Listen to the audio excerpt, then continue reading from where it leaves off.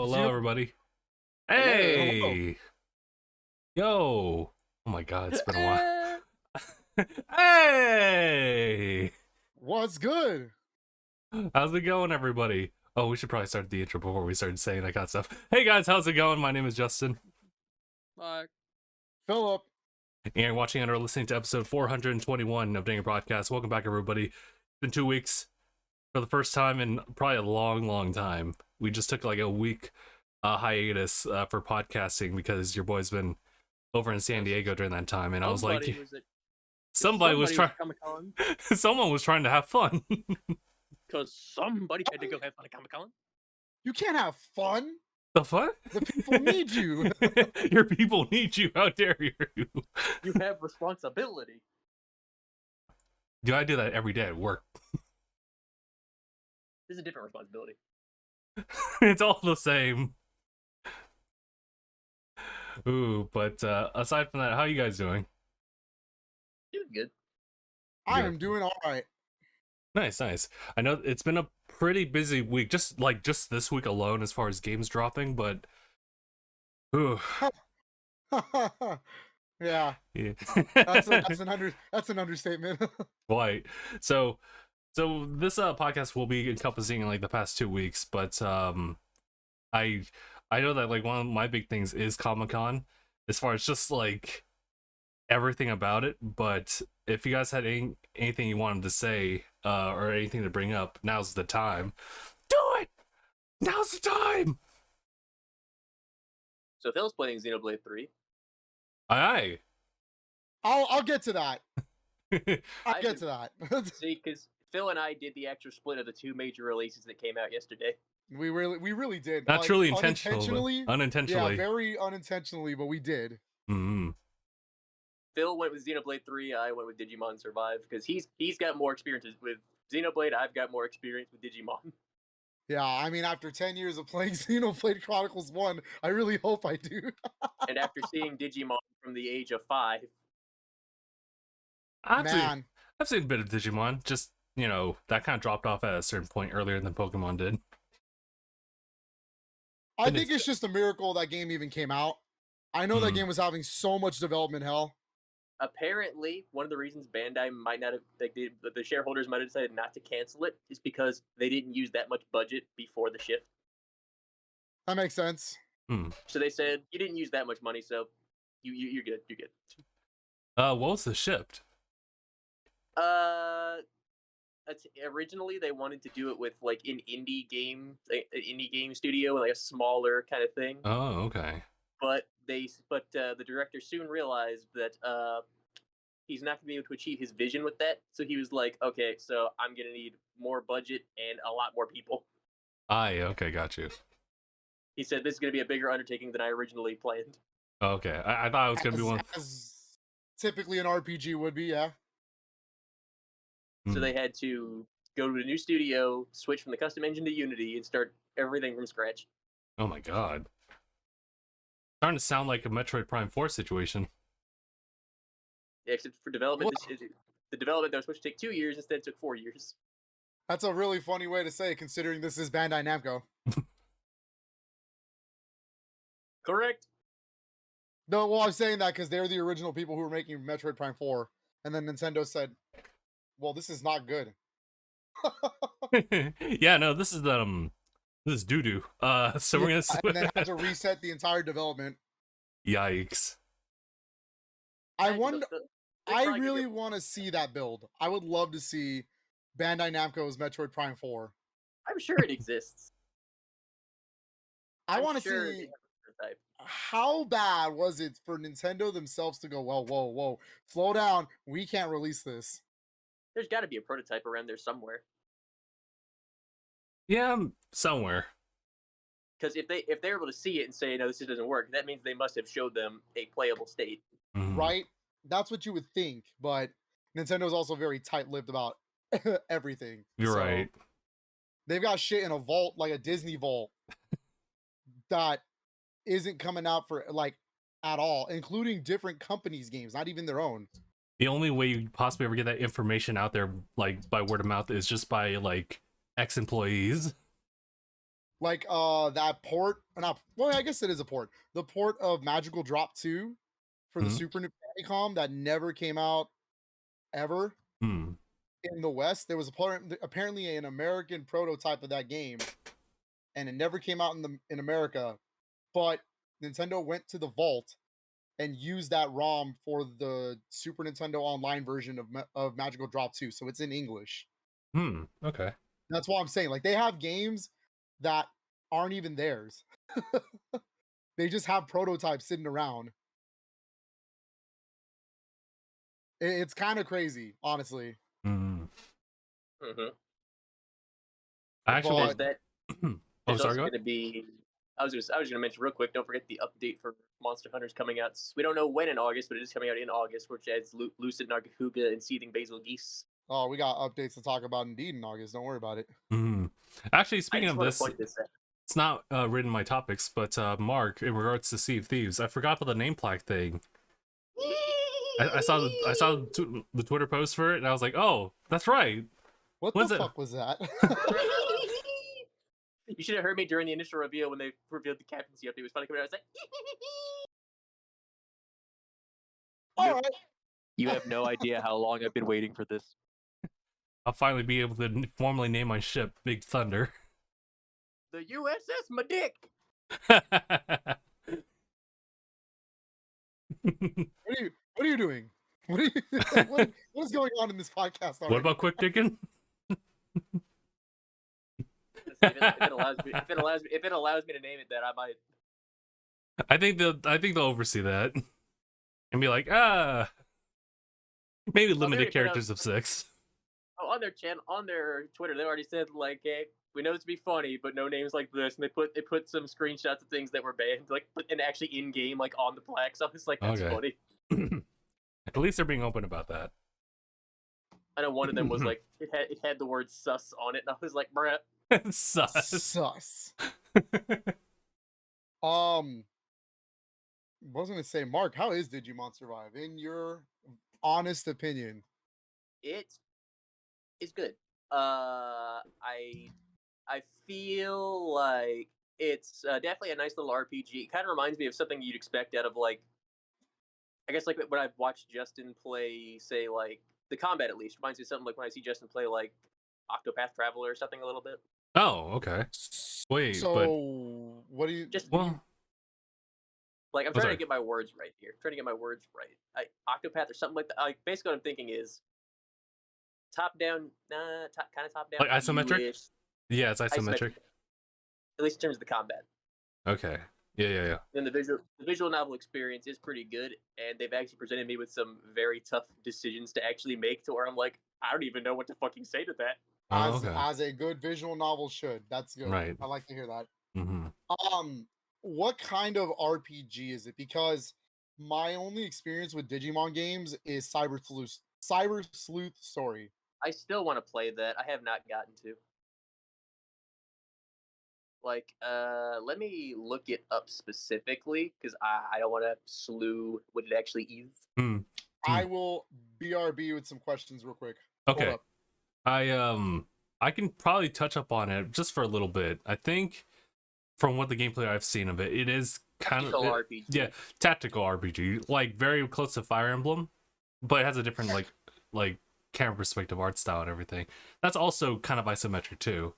Not 100% top down. Oh, actually, it does have a top down angle, but for the most part, Fire Emblem these days has like a very like isometric like angle. Although in the recent games you can actually turn that camera around wherever you want it to. But yeah, it does seem more like a tactical like RPG in that respect, with visual novels in mind. Also dark. Also very dark. Pretty dark. Dare Like, watch someone fucking die. oh no, like there was like symbolic blood splatters too. I was like, Jesus Christ. oh yeah. You know what? I saw the opening like demo of like the game, and they say like here's the winning conditions. You beat the enemies. The losing one is that Agumon dies. I was like, oh, so it's gonna be like that. Okay. That hasn't happened. At least I hope not. But the your choice, like there's no guides, so I can't go look and see. Okay, was it something I did? Because after that happens, they make you feel fucking terrible. Oh, nice. They legit point out like I should have just talked to them more. I should have been more open. I should have done this. I should have done that. I was like, why are you guilting me? I already feel bad enough. You know, I think that's the perfect like honest. It's weird because like I'm the type of guy who will play through a game, and if I don't understand like a single thing, I'll look it up later on online. And because of just the internet's like knowledge, they give me exactly what I need. But in this nice period of which a game comes out, there's nothing as far as like guides out there that tell you It's every weird, nook and because cranny. usually what happens is there's just like a guide day one because there's someone out there who got it early and has released an entire guide on it. Mm-hmm. That has been the case with like every RPG ever, but for some reason, They went to Comic-Con. That's what happened. See, they would have spent their entire time just like creating the roadmap of this walkthrough, but like, no, dude, we're going to Comic-Con. Come on. Like, oh, okay. But yeah, I encountered the exact same thing. Albeit it doesn't really need to be a thing, because of how straightforward the game is. But it was Scarlet Nexus when I was playing that. I pretty much was playing that day one, and I wasn't really too confused about a certain couple other things, but there was definitely things I had questions for, but knew I couldn't really look it up because otherwise I wouldn't find anything. But I guess I didn't really need the guide because the game was doing a good job just telling me like where I can find, in my case, a lot of like item drops. Like, okay, this person needs this. So, and I think it's due to in part by like how good they are with just kind of guiding you as to where you could find certain like drop points for like quests and whatnot. So I didn't need like the internet for that one, but if I did need some help on things here and there, it wasn't available at that time. But that's totally fair. But yeah, it's cool when you don't really know what you're doing. So everything is just simply an experimental run. You have no idea, you have no control whatsoever as to what's going to happen, and everything is just like pure shock value. So I don't think I really looked at any guides for like Breath of the Wild when I was playing through my initial run through of it. So that was really good because it was just really like, okay, where do I go? I guess I'll just walk in this direction. And it was a jolly old time. But of course, for as long as the game's released for, you do pick up on that kind of stuff. And I'm actually glad that I'm starting off like Xenoblade Chronicles, albeit a little bit too closer to the release date of this new one, but at least I'm playing it later because all the resources that they have for like quests and item drops are just like readily available. So if you had any questions about it, then you could always like just do a quick like Google search on that, which is what I'm doing. And that's mainly just for like reconstruction of like Colony 6 and Definitive Edition. There's a lot of things where it's like, okay, well, here's some hints as to where you can find these things. You'll find it over here, but they don't talk about like weather conditions or like exactly who is dropping these per se. So it's like, okay, internet, I need help. So I guess what I want to ask about like in regards to Survive was like, how's that marriage between like the visual novel versus like the tactical aspect of the game? it translates well, I would say. Hmm. Like it doesn't feel bad. It feels fine. Okay, it's not one-sided or anything where it's like it's heavy on like visual novel text dialogue, or Oh, it's part visual novel, so it's gonna have that. Yeah. But don't get me wrong, because like if you're gonna move the story along, you're gonna be flooded with shit. Do you think it's worth the because I was hearing about like people's takes on like price points of visual novels. Do you think it's worth the $60 price point? I thought that's very much perspective. Okay. Well, visual. I know. I just jumped in. I'm sorry. You good? I was gonna say visual novels tend to go for a lot of money. They're pretty hefty price, but there's a reason for it. There's so much work that goes in. Yeah, all the work that goes into translating those games are. No, that's fair. And the poor man who had to type all of that. Yeah, like one of my favorite visual novels I have sitting over there is The House in Fata Morgana. I feel like I ripped them off paying $50. Like that game is so much text. And I think it was Limited Run themselves who had to translate the game. Oh my god. So it was like, I don't know, a group of 5 dudes that had to completely translate the whole game. Yeah, it was pretty nuts. Big props to them. That's a good Yeah. way to like putting that into perspective. Yeah, Mark, my bad. I had to go help my wife with some groceries, but I was gonna say, Mark, my only experience with Digimon is Cyber Sleuth's story. Still need to play it. Okay, so you have no idea how to compare them. Oh I no, I've wouldn't seen need tons of game. I've Okay. seen tons of gameplay on it. Because Cyber Sleuth's story is more turn-based RPG, like Yeah. normal traditional Yeah. turn-based. This is more, I would say, tactics. Yeah. Okay. It is. It's tactical, and like I've seen Cyber Sleuth. Like I know how it plays. I just still need to play it myself. Yeah. And then last night you were talking about mechanics of how to get Digimon, and I was making fun of you saying it. That sounds like Shin I know. Megami I was Tensei. like, my man's pounding on me right now. I still gotta play that hold on one a too. minute. Hold on a minute. You got to tell me. If I were to describe you an RPG where you have to talk to the monsters to make them your allies and party members, everyone in the world would tell you Shin Megami Tensei. Unless they don't know what Shin Megami Tensei is. Okay, well then no other RPG does it. So there you go. Congratulations, Digimon Survive. Because like, slavery. well, no, that's a staple SMT like mechanic. Not necessarily Persona, like mainline SMT. Like that is the staple mechanic. You talk to the demons so that you can recruit them, but then you have to sometimes do stuff for them. Like maybe they want potions, maybe they need food or some stuff. Like you hand it to them, and it's always a gamble. Sometimes they're assholes, and they'll be like, "Nah, sucks to be you. Thanks for the 100,000 gold you just gave me," and then dipped. Get the ball. It's unfortunate. It do be like that. It do be like that, but that's cool. That sounds like an RPG that's up my alley. I would like to play Digimon Survive. It's like I pointed that out last night. I remember when someone first pointed that out to me, I was like, oh shit, they're actually not that wrong. You know, when you think about it, it's like even with the friendship that's involved, majority of the time, at the like when you're looking for Pokemon, you don't necessarily give them a choice. It's like going out and rescuing a stray cat somewhere. You're kind of forcing them. I can neither confirm nor deny your Poke-slavery comment. I'm simply observing your statement. It's essentially he's out of line, but he's right. Yes. Why are you booing me? I'm right. Like, it honestly kind of is the relationship of master and slave at the end of the day, but at the same time, there's also friendship involved. So it's like, You're forcing your friendship on them. That's just. This is true. You are forcing friendship on them. I mean, eventually they'll like it, but you know. Oh my god. Anyways, it's like me get banned on Twitch. booting a Pokemon home. Oh, it's a Growlithe. You're my friend now. Oh, no. Stop. Stop right now. Stop before this gets any worse. Detective Pikachu walks in. There's a problem here. Ryan Reynolds. Ryan Reynolds?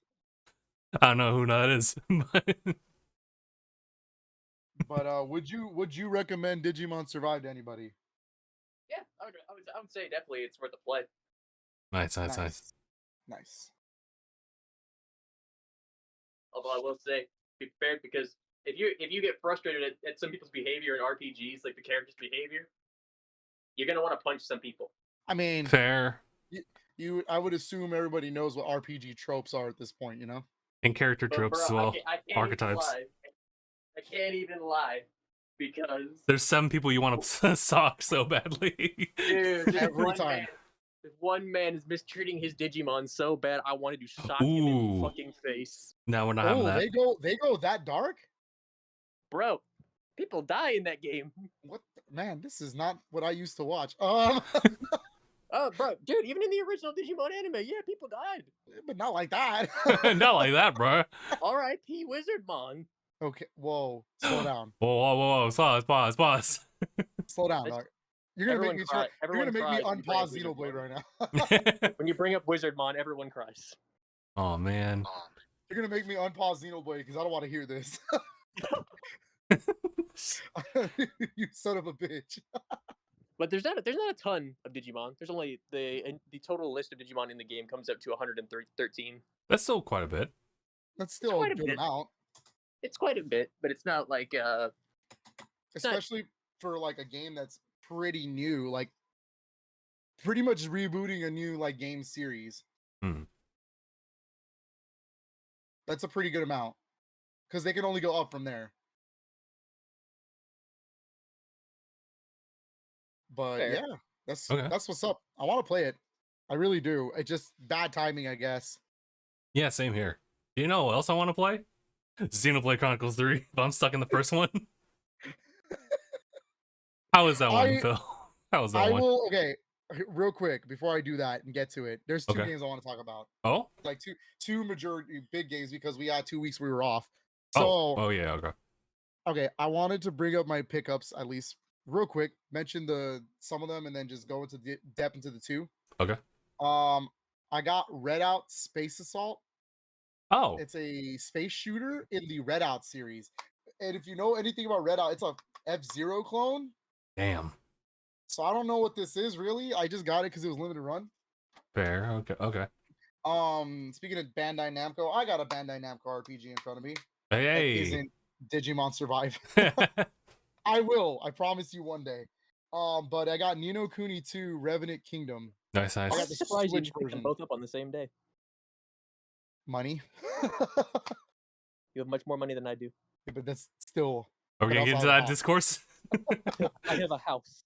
I have a mortgage. You see this? do you see? This was hard. I worked for And I'm this. tired. I can only pick and choose what I get every month, Mark. And I had to choose another game on this list that I'm pulling up right now. All right, fair. Other than Xenoblade, obviously. Dude, Obviously. Justin mentioned DNF Duel last night, and I was like, Oh, I missed dude, it. I me in really the should pick it corner. up. Be in the corner just fucking crying because a lot of games that I want to play just end up on PC or PS4 or PlayStation 5. I'm just like, why? I think know. DNF Duel looks so good. I want to It play looks more of it. so fucking I good. played the beta. It was really fun. Lucky you. This is Final Fantasy VII Remake all over again. Okay,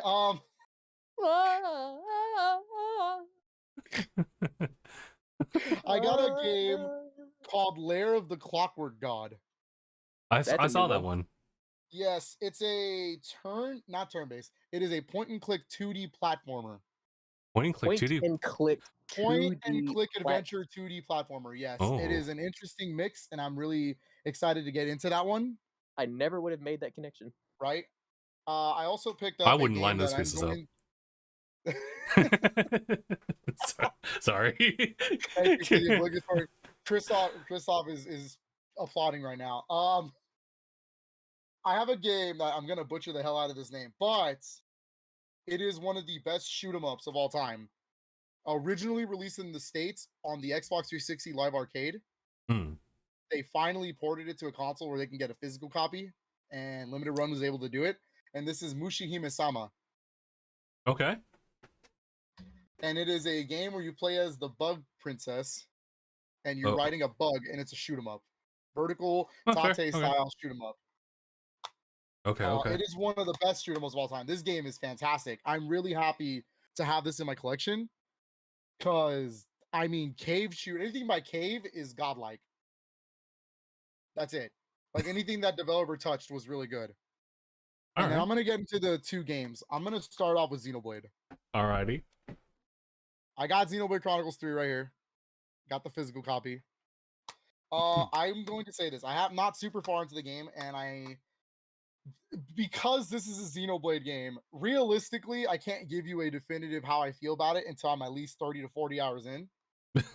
Yeah. All right. That's fair. Because Xenoblade is a pretty much 100-hour RPG around there. I will say this, from what I've noticed, graphically, it does look a lot nicer than Xenoblade Chronicles 2. Nice. It does have a lot more sharper presentation, and that's kind of hard because the Switch doesn't really do well with those kinds. Like, have you played Xeno 2 a little bit?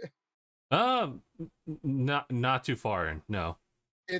But it looks kind of bad on the handheld. I watched whatchamacallit, a Digital Foundry of Xenoblade Chronicles 3 in like analyzing 2 in comparison. Okay. Yeah, I did watch that video too. It was good. Yeah. But there's that. The presentation looks really good. The music. is just as godlike as ever. I mean, I can't even complain. Every time Xenoblade comes out, it doesn't matter which one it is, Xeno Saga even, and Xenogears, the music is top tier. That's not even like something I'm worried about. The combat itself actually falls closer to 2 than it does 1. Okay. It's an interesting thing. I'm just playing a bit or like a bigger battle right now, and I was noticing that I can't attack while I'm moving around. I have to stand still. So that's a Xenoblade Chronicles 2 thing. Hmm. So there's that. There's the fact that your face buttons are mapped to abilities. So that's also something that was in Xenoblade Chronicles 2. It's not very menu heavy. That's the thing. Which is It's odd. very streamlined. Yeah, it's very streamlined compared to 1. 1 is very menu heavy. Yeah. And I haven't gotten to the part where you can combine yet. That's like the newest layer yet. Damn. Okay. It's the new layer to the mechanics. It said you can combine to make these like crazy looking forms, Hmm. and you can pretty much wipe out enemies with that shit. It's pretty cool, but I want to get to that. Badass. Yeah, it's pretty cool. But the biggest change is managing 7 people on the ground. So, Because a whole 7 typically people. and traditionally, Xenoblade is about 3 people. in Three your party. folks, and yeah. 3 people with their 3 blades. If you're talking about 2. 3 peeps, 1 controller. Excuse me. Yes, yes. But the game is really good. I recommend that game to anybody. Damn. Do you need to play 1 and 2? No. You can get Not away necessarily, without playing no. them.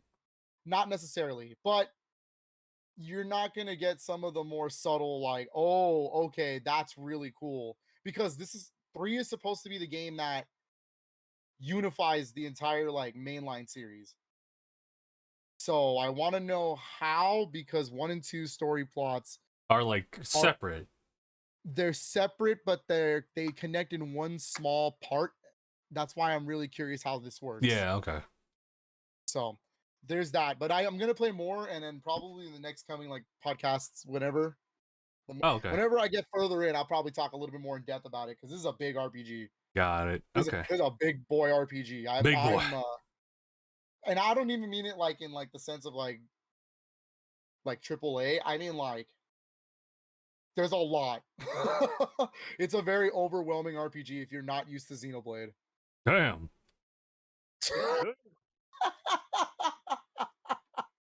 It worked this time, Justin. Nice. It worked this time. Okay. Okay. The one I do want to talk about, because it's the one I have a lot of time into already, and I'm pretty far into it. And I am absolutely in love with this game. This is one of my favorite games of the year so far. Okay. I think I know what it is. It's a game. Yeah, I'm sure you know what it is. But it's a game that was announced at the Nintendo Direct in February. I know of the game. I know of how the original is. Kind of. I have a friend who this is his favorite game of all time. Like straight up. I had to make sure he was okay after they announced the remake. Because it's a game that has never come out in the States. It's a 1994 Super Famicom game. Never came out in America. And it's got some big names tied to it. That's why I'm really surprised it never got released. But the game in question is Live Alive. I still say it feels like it should be called Live Alive. It should be called Live Alive because technically you're living people's lives. But that is a different conversation for another time. Nintendo's calling it Live Alive. It could be worse. It could be like within the other HD 2D titles. Yeah. So okay. So I was just about to say this is part of the HD 2D series by Square. This is the first remake that came out, not necessarily the first one that got announced. Everyone forgets that Dragon Quest 3 is happening, but whenever that happens, I will be there. Oh my god, Dragon Quest 3 is so good. But Live Alive is a game where you play as 7 different lives, and I don't know how they cross over yet. I'm not at that chapter, but you play the 7 stories, and eventually they all merge into one story. Playing this game, you can totally see where Octopath Traveler gets its inspiration from a lot, especially because they're the same directors. That's something to keep in mind. Also, the director of this game was the guy who directed Chrono Trigger. The legend. and the composer is none other than Yoko Shimomura. So like the music is godlike. And she came back to do all the orchestrated pieces as well. Damn. So the entire soundtrack is reorchestrated for this version. There's full voice acting. There's a lot of crazy stuff they added in this version. I do want to kind of go in depth because explaining the game's core doesn't do it justice. It goes, the main gimmick of the game, the main combat is a grid. You stay on this grid, you move your character around, and every time you move your character, your meter builds up. And once the meter is full or you get to a certain point, you can perform an attack. That's it. That's the combat. It's the most. I like to call this baby's first RPG. Baby's first RPG. Baby's first RPG. I think it's interesting because of how simple the combat is. There's no MP to worry about. There's no all you have to worry about is your attack, like, and your health. That's it. Your abilities, your attack is your abilities. So these magic spells that you can perform, it's just a move. You can just do it as long as your bar is full. But your enemies can also perform specials as well. Yeah. So it's very balanced in that way where you're moving on this grid, they can move on this grid, and depending on their placement is where you can do attacks. Sort of like a tactical game, sort of like Final Fantasy Tactics.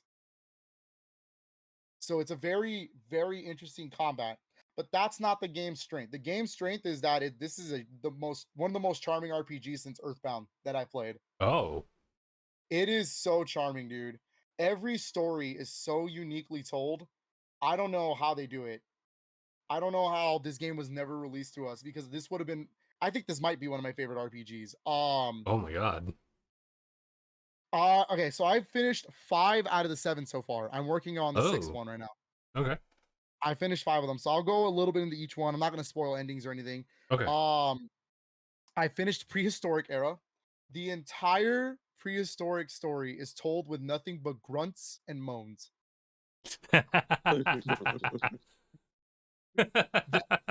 Exactly. They're just like, and I'm like, this is absolutely. And it's funny because like they do, I guess in the Super Famicom version, there's no voice acting, so it doesn't really portray as well. And this gets the biggest upgrade because there's voice acting, so they, so they just no, not like that. It's just more like and then just like they're talking like that. Yeah, it's grunts. They're cavemen. They don't know how to speak. And I do want to highlight my playtimes in these stories because I do want to touch on that too. Prehistoric Era took me about 3 to 4 hours. Oh wow, that's it. It's pretty short. Okay. Yes. You're gonna notice this trend. So it was really fun. In that one, the biggest gimmick is the fact that you can smell because you're a hunter, so you can smell scents of like enemies, and that's how you can figure out where you're supposed to go. Huh. Okay. Yeah, it's pretty fun.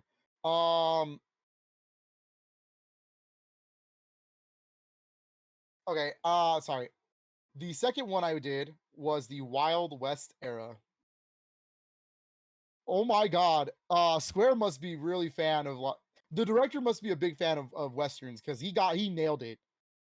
He absolutely nailed the western aesthetic. Like that spaghetti western of like the dude riding with the with the soundtrack, the whistles.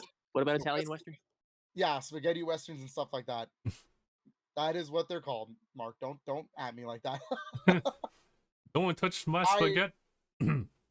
I loved it. I loved it. The accents were on point. You goddamn son of a bitch, I'll get you. And it was so good.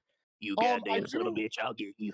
Yeah, pretty much. All right, Pinhead, your time is up. We're going Pinhead. All right, Pinhead, your time is up.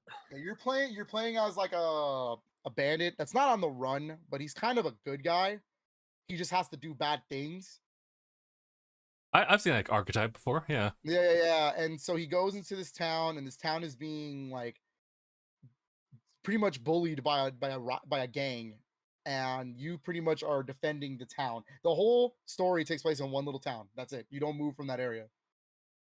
Oh, huh. All right. Yeah, it's one little town, and the gimmick for that one is that you're setting up traps before the time of the battle. Ooh, okay. Once you set up the traps and you do it right, your battle becomes much easier. Cool. This Okay. story took me an hour and 30 minutes. He said this Um, story took him an hour and 30 minutes. 1 hour and 30 minutes, and I'm trying to like nail in the fact that this game is not long. I'm finished really the fifth trying to make story, that and I'm very, only very 14 clear. hours in. Okay. This game is not long, and that's actually really cool because it's an art. You know, like I love RPGs, but I can't play them all the time. Sure. So getting a game like Live Alive where I can just play it real quick, be satisfied that I played through an RPG, and then just like that's it, I'm good. Next game, that's cool. That's really cool. And I believe it's only $50, not 60. Wow. All right. Yeah. So I beat the Wild West. That was a really cool story. A lot of language in this game. I didn't Oh, think Nintendo was oh gonna wow. Okay. like it's the literal translation. So Nintendo let them get away with this. Is published by Nintendo, by the way. This is a Square Enix game, but it's published by Nintendo. So they let them get away with a lot. Nice. There's like a comment where you can make to one of the bandits. And so he disrespects you because you're at a bar, right? And it's the Mhm. traditional. He walks in, he's making a fucking ruckus, and he sits down, Mm-hmm. and he goes, bartender, buy this man a milk, and he passes him a milk, 2%.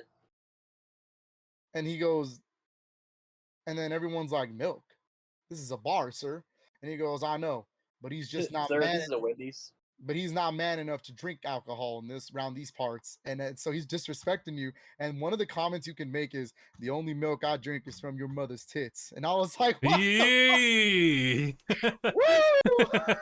It's like, what? You got him. So naturally, that's the option I chose. I mean, it's such a good burn. Why It- wouldn't you? It's like good for, and just like once you get somebody goes, "You son of a bitch! What did you just say to me?" And that's when you start the battle. nice. Meaty claws. It's so good. It's so good. That's the kind of shit I love. Like it's so accurate. You even get the showdowns where they do the gun showdown. Yeah, like where they have to take 5 steps and then turn. Yeah. You get that stuff. Oh, it's so classic. I love it. The third era I beat was Imperial China. Okay. That chapter did not have to make me cry, but it did. Oh, whoa. Okay. I went from a comedic chapter to a spaghetti western like tropes to the fucking saddest chapter I played. I went to a Chinese drama. This is all over the place. All over the place. The emotions are all over the place in this game. It's like, bro, the whole point is that a Chinese like master, like a kung fu master, is getting too old, so he wants to pass down his legacy to a new group Generation. of like people, and he needs to find them. So you find these people and then you train them. That's the story. Well, there's way more than that, but that's the basic gist of It's the the Spark story. Notes. Mm-hmm. Yeah, the whole point is that the Chinese master is actually completely 100% like leveled up. You cannot level them up anymore in that story. It's He's your correct. students. Yeah, it's your students that have to level up. Oh. So you have to teach them, and then you only have a certain amount of time to teach certain students. So you have to choose which students you want Oh to learn certain no. things. Yeah. Very interesting. It's a Oh very interesting god. gimmick. Very fun. The music slaps in that one. The world is beautiful. The bamboo forest is gorgeous to look at. But that one's really cool. I beat the Twilight of Edo, Japan. Hmm. Everyone told me that was the hardest chapter, and they are not wrong. Of the That- Edo period. The Edo period of Japan is. It took me about 6 hours to beat.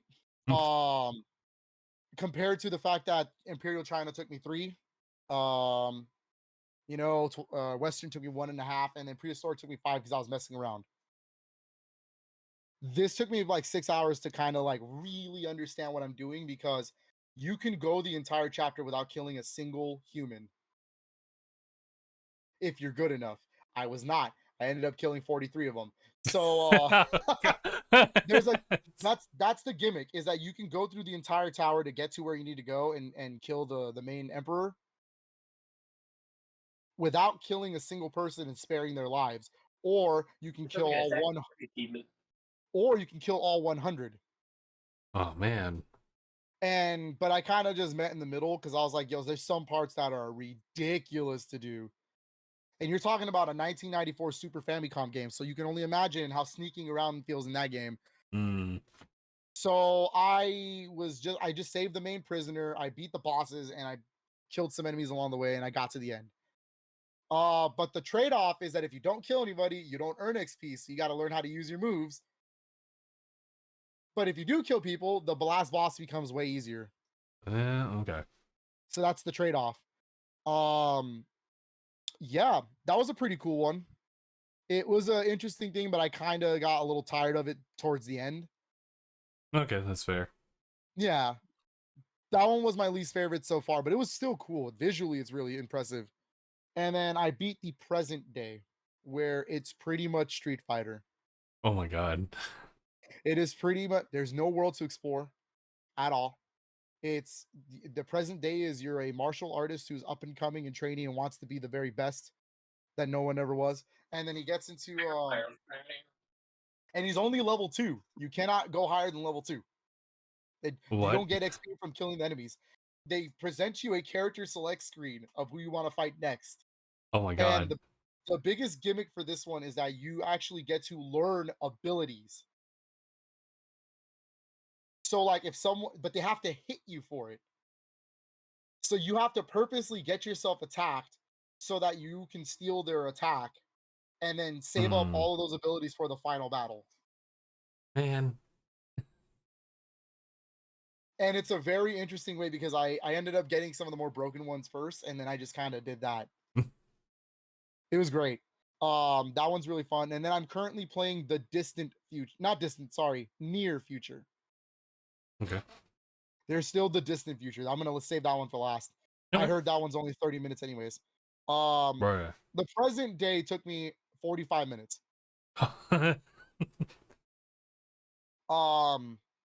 It's pretty, it's really cool because what I think my favorite part is that you could play a story. Like, let's say you don't have a lot of time in the day, you play one story, you're satisfied, you beat it. Next story, next day. Yeah, you don't have to play this entire game in one go. You can just play each story as you go along. It's really cool. I think that's like my favorite part of this game. I'm not too far into the near future. I only know that he's a psychic boy. His name is Akira, and he's a psychic boy living in like a 1994's version of a future Japan. Okay. Interesting. And you're trying to find the murderer of your father, who was a cop that died. Okay. And he died from a rival gang. But then there's like this deep conspiracy going on. Yeah, it's pretty crazy. Pretty crazy. Let me tell you how weird it gets. I just saved my little sister's turtle from dying. We put his body into a robot, and now I have a robot turtle friend as my party Oh member. hell yeah. Awesome. It's the only way to go. Fucking cool. It is fucking cool.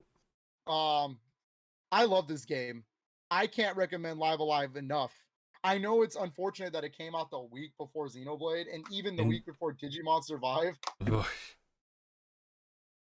But like, oh my God. Honestly, it's the game that everyone should pick up.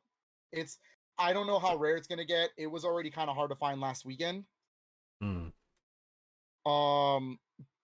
But I don't sleep on this game. Don't sleep on it just because it's another HD 2D game. Don't sleep on it because it's another Square RPG. This is one of the best games on the Switch, and period. Like, it's so good. Okay. It's so good. Listen, I was about to get my hands full with Triangle Strategy, but okay.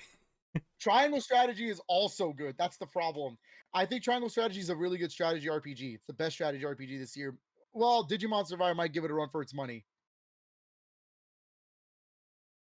Because depending on how the fan base reacts after they beat the game, we'll see. Okay. So far it's mostly positive, but there are some mixed things coming in at the moment. Okay. You heard it here. Well, Triangle Strategy gets a little visual novelty as well. So Oh, yeah, I did notice that. I'm not too far. I'm planning on just putting on hiatus until like I just kind of deal with Xenoblade Chronicles. that's my thing. Is I didn't want to start up Live Alive. I only started it just to be like, all right, let's see what this is about. I couldn't stop. I couldn't stop. I really wanted to keep playing. I haven't been this addicted to a game in a long time, and I was just like, man, I really got to play Live Alive. As a matter of fact, I'm playing Xenoblade right now just to kind of get a little bit more into it, but I'm not gonna actually sit down with Xenoblade until I'm done with Live Alive. Fair enough. I'm almost done with Live Alive. I want to finish the last 3 stories I got to do, and then I'm done. Nice. It's great, dude. It's the best. Is it my favorite game this year? Ooh. Maybe it's up there. It's up there. I haven't played Elden Ring. I know that's a criminal thing to say, but Are you still not playing? I haven't even bought it. Brett. Man, you missed out on the old Bandai logo version of it. I'll sell that version to you for like $70. You son of a bitch. It's hard because like I normally game on my Switch, and that's usually what I'm picking up nowadays. I do pick up PS5 and Series X games. It's just time and money, and I work a lot, so my Switch comes with me. You know what I mean? Yeah. So for me, like I guess top 3 games I played this year on Switch would definitely be like Kirby and the Forgotten Land. That's one of my favorites so far. Live Alive for sure. And I know it's not out yet, and I already know Bayonetta 3 is going to be up there. Boy. I know it's not out yet, and I can already tell you Bayonetta 3 is going to be up there. You say that with confidence. I say that with confidence because it's Bayonetta. I mean, Bayonetta 1 is like one of my top 10 favorite games of all time, so. I would say, bust a cap in your ass. Bust a cap in your ass. I feel like a fucking celebrity in this town. My favorite line from Bayonetta 1 is when Luca accidentally like falls on her, and then she gets up, and then they see Cereza walk by, and he goes, who is that? And then she says, mommy, mom, because Cereza doesn't know. So she's like, mommy, and he goes, Bayonetta? A mother? And she says, darling, does this look like the body of a mother? And she says, I like making babies, not having them. I see. No, I was like, understandable. It's understandable. I was like, thank you, Bayonetta. That's all I wanted to hear. Thank you. Thank you. Yes. I love it. I don't know where else to go from there. There was that. That's really what I've been playing. Oh, I mean, I finished Mario Kart 8, the DLC. Wave 1. Yeah, okay. I finished Wave 1. I know I should have done this a while back, but I was stuck on 2 time trials, and I got so enraged about playing them that I just stopped for so long.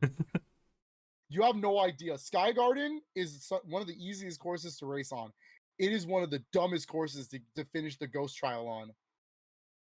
You have to be dead perfect on every turn, or else you might as well just restart. I only beat the 2 ghosts it was Sky Garden and Ninja Hideaway.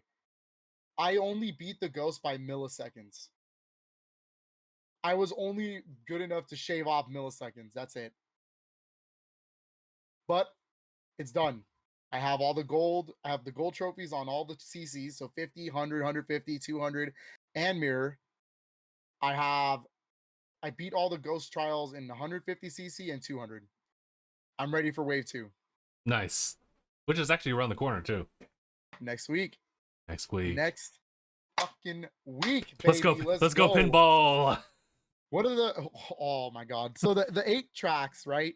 Okay. Are we just gonna jump into that real quick? Oh yeah, sure. Let's do that. Mark, do you know about the Mario Kart DLC? I know that for some reason Mario Kart keep getting DLC, but Smash couldn't, which I don't understand.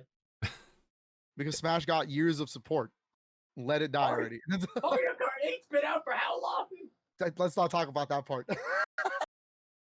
Get ready to say your argument just fell to the damn floor like a fucking. Whoa, Mario Kart 8 Deluxe.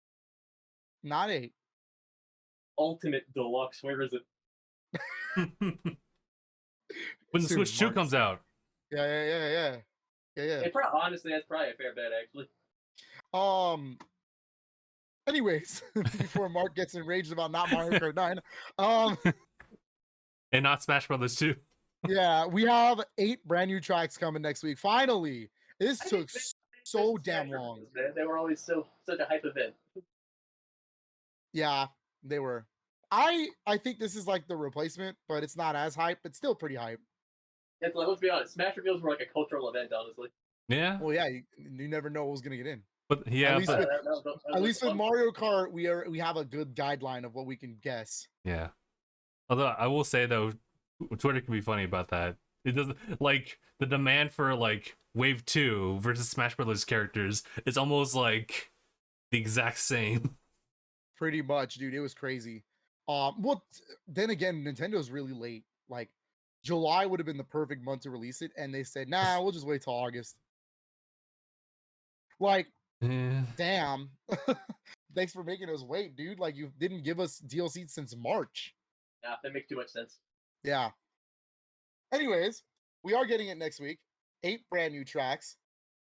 Well, 8 new tracks to Mario Kart 8. And the track list is as follows. I'm pulling it up right now. No, don't worry about it. I got this. Don't tell me. I got it. No. Solar flare. Shut your face. We're professionals here.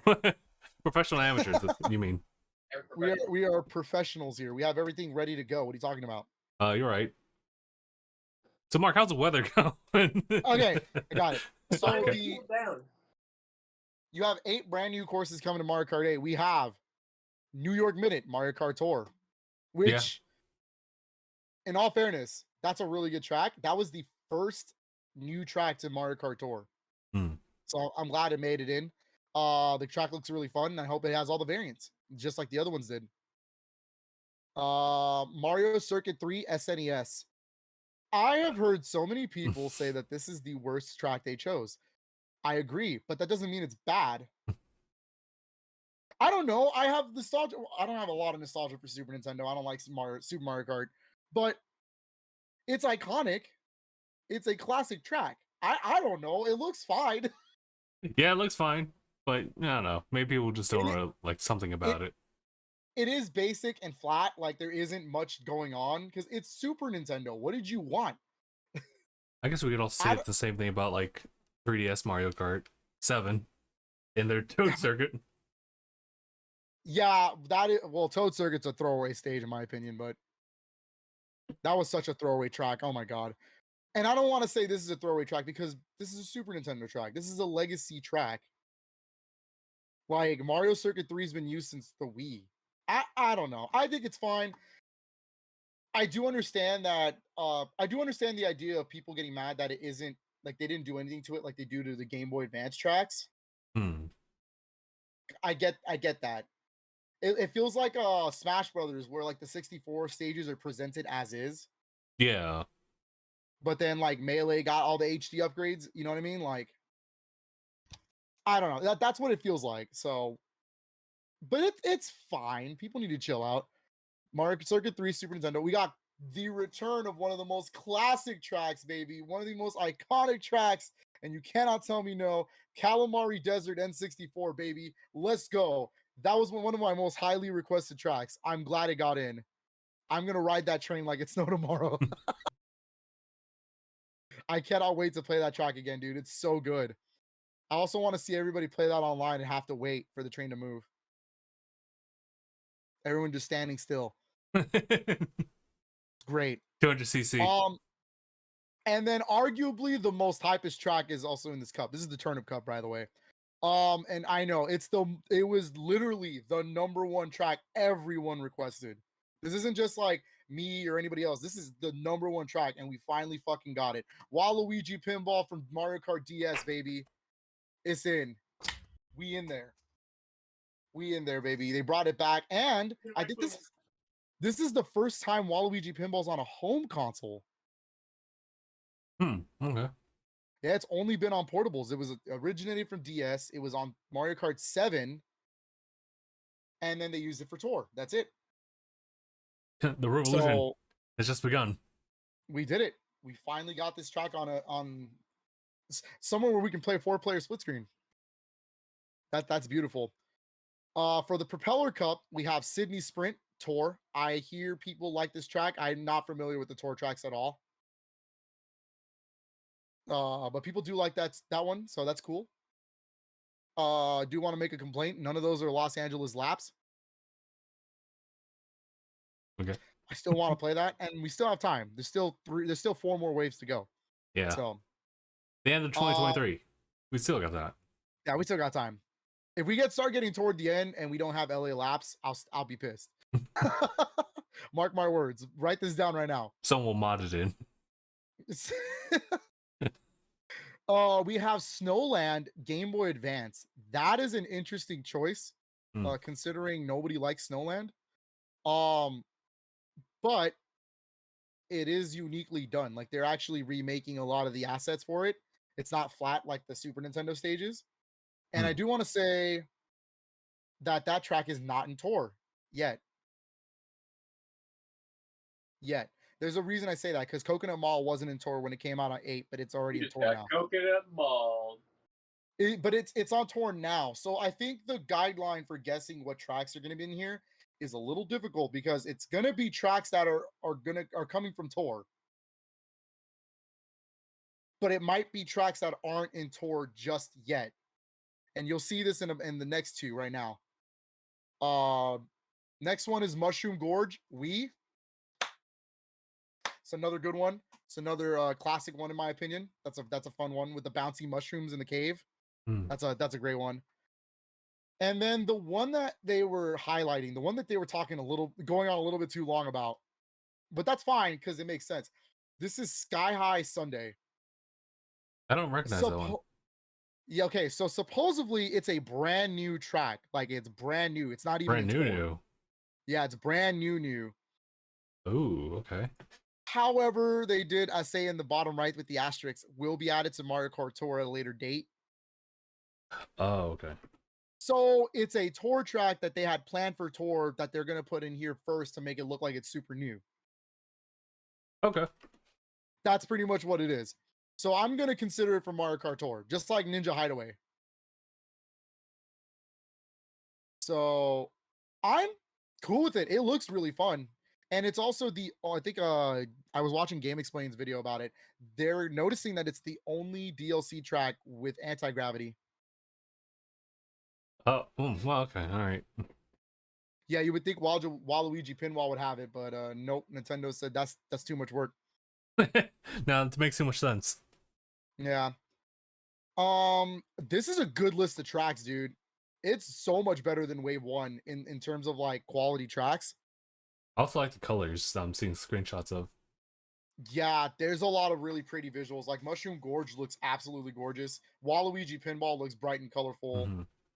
New York Minute looks like a lot of fun to race on. I'm super interested about Sky High Sunday.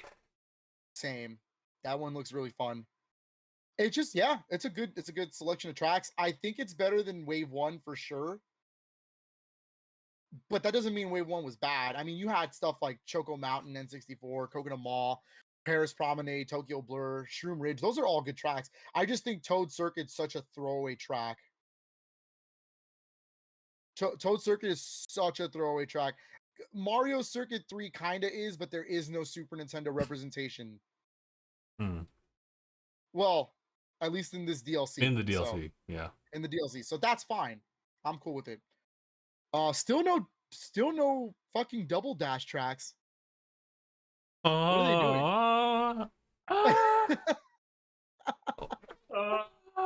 Still no Double Dash tracks. What are they waiting for? Double Dash Deluxe. I think they're representing every Let's go. game. I'm looking at this list. I think they're representing every single game except for Double Dash. That's messed up. Yeah, let me see. Super Nintendo, N64, Game Boy Advance, DS, Wii, 3DS. Yeah, they're just missing GameCube. son of a bitch. So Uh, rude. That's crazy. But yeah, I'm really excited to check those out. I think we're streaming it over my channel next week. Yeah. I'm totally down for it. Yeah.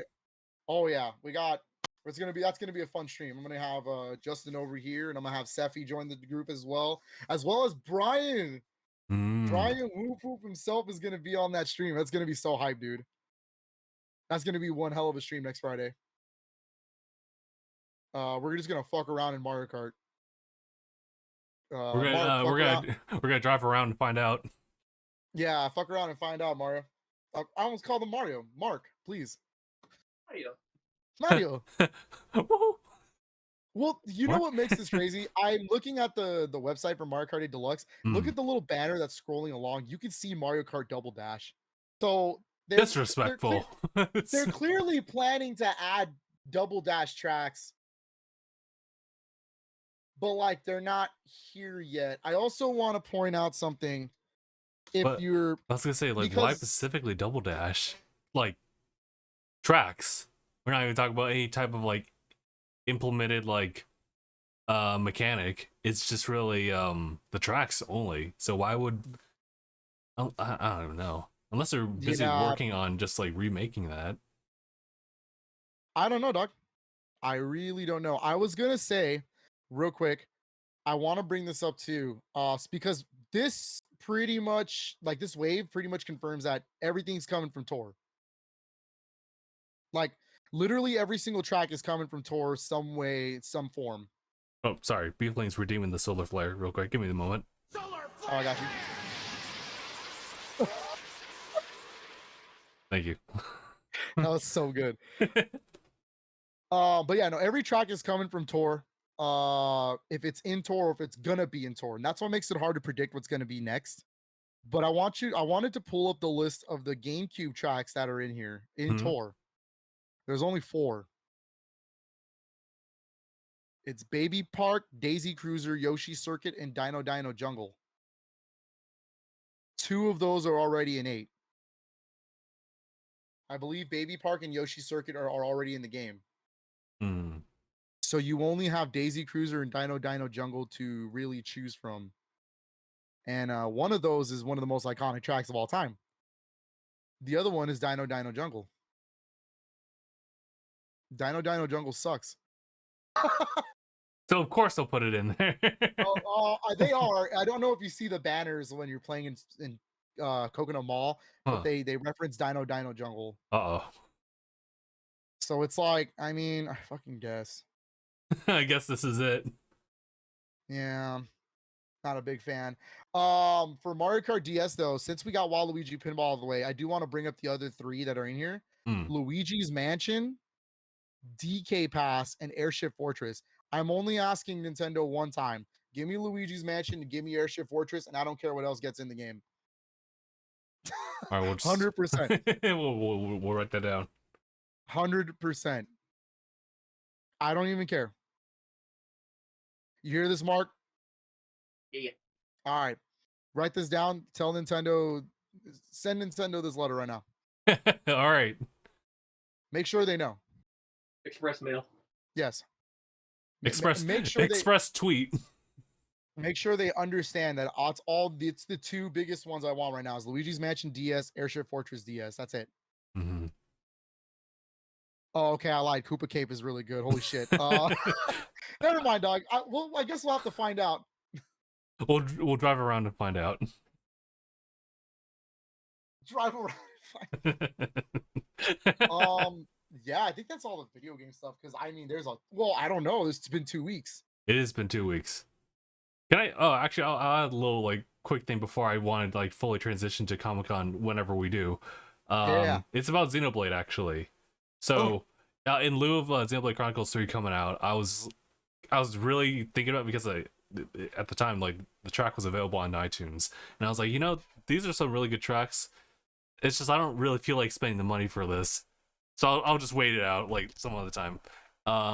Fast forward to like currently like within this past week, I really thought about it again, so I just checked out on iTunes. It's gone. It's absolutely gone. Like You search it up. Fuck. You search some old links about like, oh, being available on iTunes. I'm sorry, we don't have that available in the store anymore. So Torna's right there. I just bought the rest of Torna, and I was like, oh man, maybe I really should have jumped on that when I had the chance. So they just Yeah, they just took it off. Now it seems like that's so weird. yeah. Granted, I think you can still like buy like soundtracks still like via Amazon and whatnot, but you don't know like how long that's gonna last for. So it was just one of those instances of coming across like that our old talk about like game preservation, but now we're seeing it on like the scene of music. And granted, I think music is a little easier to work with because that's just been a mainstream thing more so than video games. But we are talking about video game soundtracks. I'm not sure that's gonna be the main like divide on that, but it's music still. So Yeah. it just really sucks that that can also happen, but in the music space. I lied. I think we have one more game to talk about real quick. Oh? I think that's me and Mark though. Oh, Mark and I can actually discuss the game. Is it about a fighting game? Have you played it as well? I did last night actually. Ooh, then I guess we all can talk about it. Ooh. Mark, take it away. Party versions? Booty Fighters. So it's a great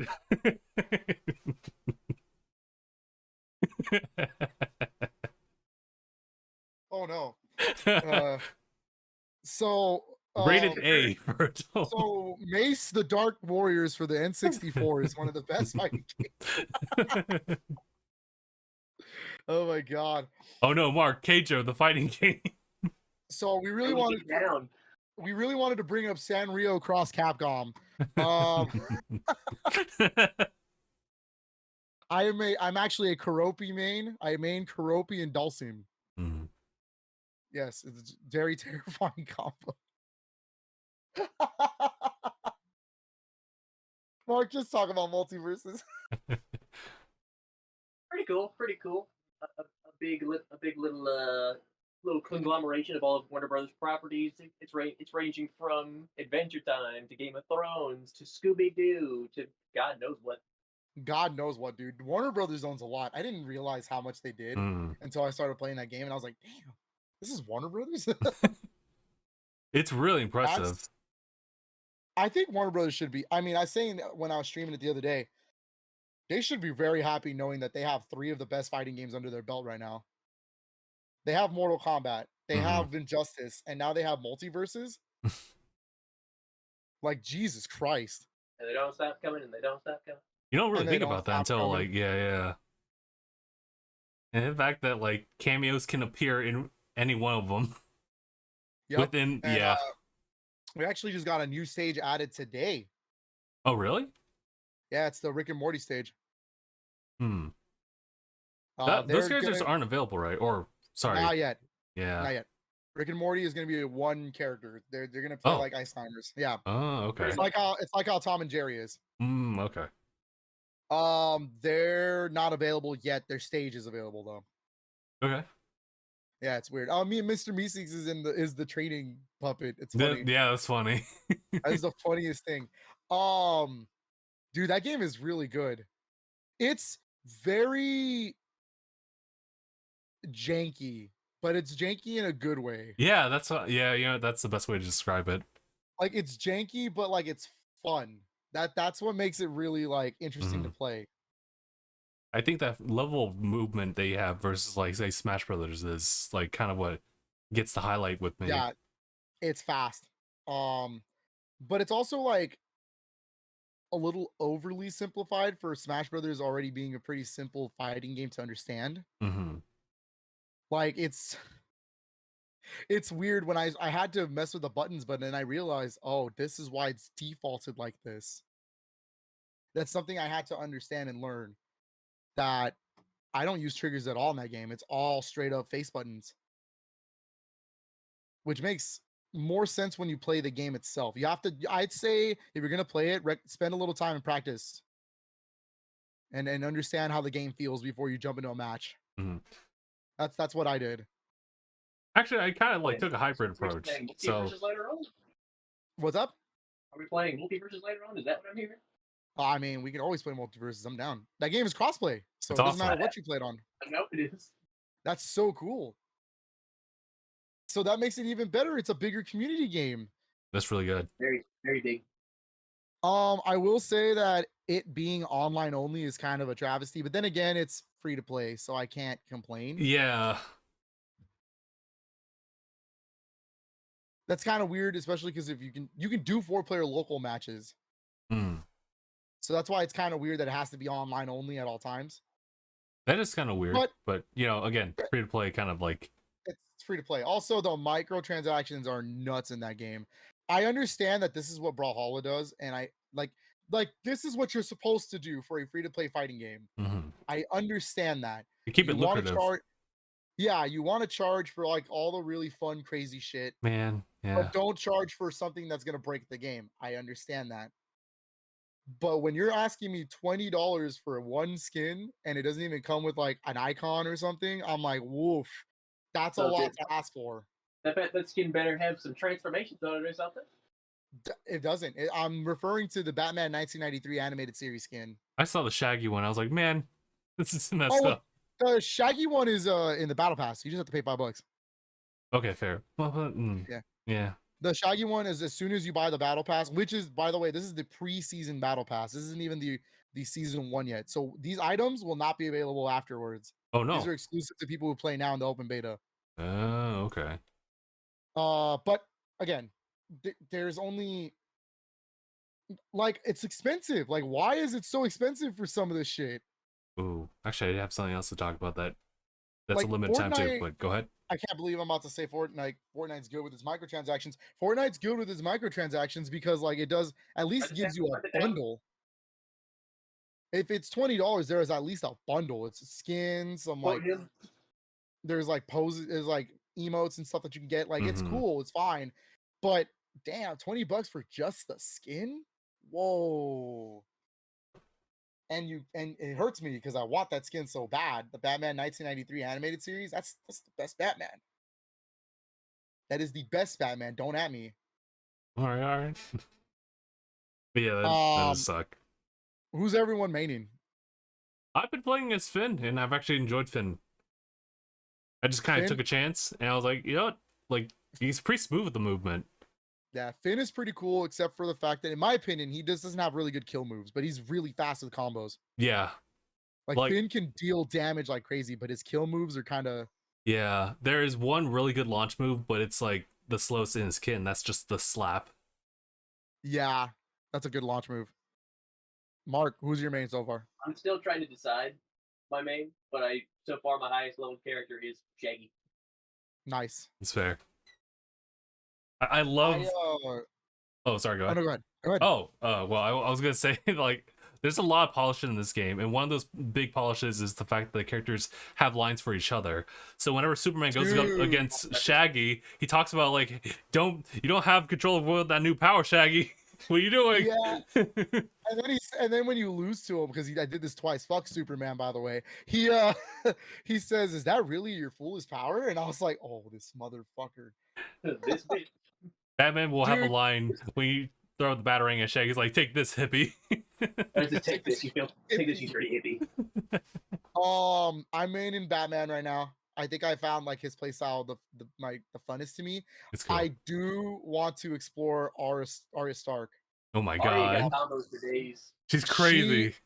I've never watched Game of Thrones. I haven't really had the interest to really sit down and watch it.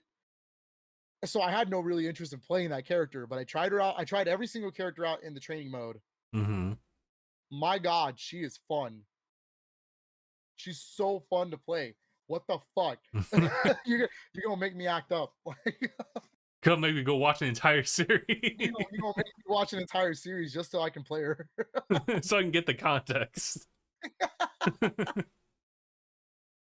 It's so good. So far Batman is my number one main, but I played like Batman. I play a lot of Batman, Shaggy. Arya Stark is someone I want to learn as well. And then I was telling Mark, who's the fourth character I wanted to learn? I really want to sit. Oh, Harley Quinn. Yeah, she's actually really cool too. she's got some really crazy moves, like when she can dodge behind someone and just shoot. Yeah, I was like, whoa, that's a nothing I was personal, like, kid. this is nuts. The Superman move is broken, by the way. Oh my Fuck god, that character. yeah, the you hold down special and you're just flying. Flying and just grab them and just chuck them off the stage. That's cool. Fuck them. Fuck me, I guess. Yeah, I'm salty. Well, Next time I'll fucking carry some kryptonite, you piece of shit. Like, Superman actually has this move. What was it? Where I think it maybe it's down special where like he'll launch up and then like land to the ground. And I found out you can cancel that so that you're up in the air and you can just do whatever. And I'm like, whoa, well that's a little damn. that's too technical. The move that LeBron James has, the slam dunk, is also really busted. That move can fuck you up. When you lose the basketball, you just do your neutrals and you're like, Yeah, it's just like it's so good. It's so good. Also, he's voiced by the dude who does Barrett in Final Fantasy VII Remake. That's pretty oh funny. really? Oh, wow, okay. Yeah. Well, yeah, they can't afford LeBron James, the actual voice actor. Yeah, not quite yet. They can't, No, they can't afford LeBron James himself. They can just afford his likeness. And I guess his entity from like one movie specifically. Exactly. It's a great move. It's a great game, though. I'm really excited to see who they have planned. I know that there's a leak out there, and so far it's been right. So I kind of know who's gonna get in.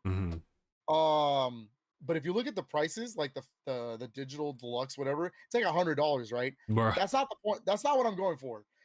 What I'm trying to get at is that you can see that you get character tickets, and those are free unlocks to any character. Yeah. They're giving you 30. Oh. That's why I was like, on top of the 15 characters to start with, and then 15 additional characters that come out later. So they're planning to double the roster, and I'm like, whoa. They trying to like sneak up on that like melee roster. Yeah. Oh That's crazy. I'm really excited to see where this game goes. They need more stages though. I'm glad they added a new stage. I'm gonna check that out.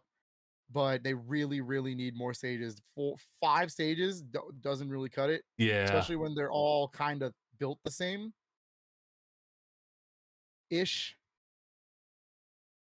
They only have very certain gimmicks. Like, I think the most unique one is the Scooby-Doo one, and that one is still kind of like not meant for competitive play. Yeah.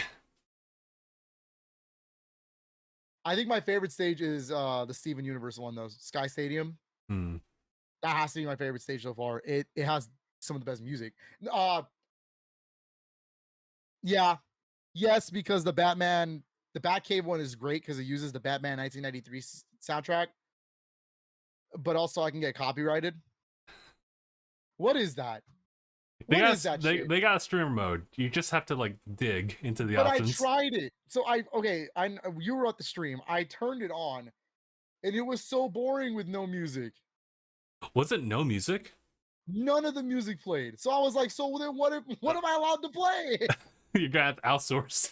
That's the problem. So all the music is copyrighted? I'm surprised Twitch hasn't sent me a copyright strike already. I turned it back on real quick. I'll have to double check.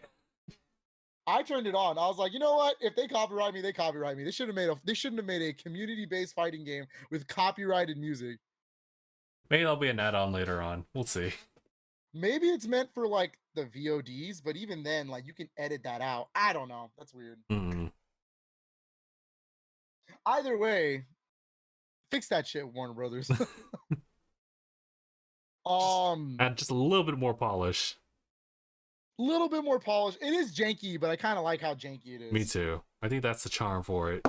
That's like it's not a smash killer of any sorts, but it is really good. It is good for sure. Yeah, I think it's better than Nickelodeon All-Stars. Probably, yeah. I think Nickelodeon All-Stars plays a little better in terms of like being closer to Smash, but this is its own unique thing, and that's what I like. Yeah. So, Multiverse is a great game. Go play it on anything, really. Yeah. Except Switch. Apparently, it's because they can't get the netcode to run on Switch. I've looked this up. Damn. That's the only reason they didn't do it on Switch. Apparently, because graphically, it could run on Switch, dude. That game is not that intense. Yeah.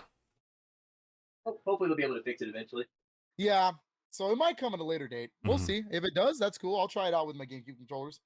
But I don't think that game is designed for a GameCube controller. It's kind of like Nickelodeon All Stars in the sense that they made sure that they designed it with modern controllers in mind and not Smash elitist GameCube controllers. But yeah, right.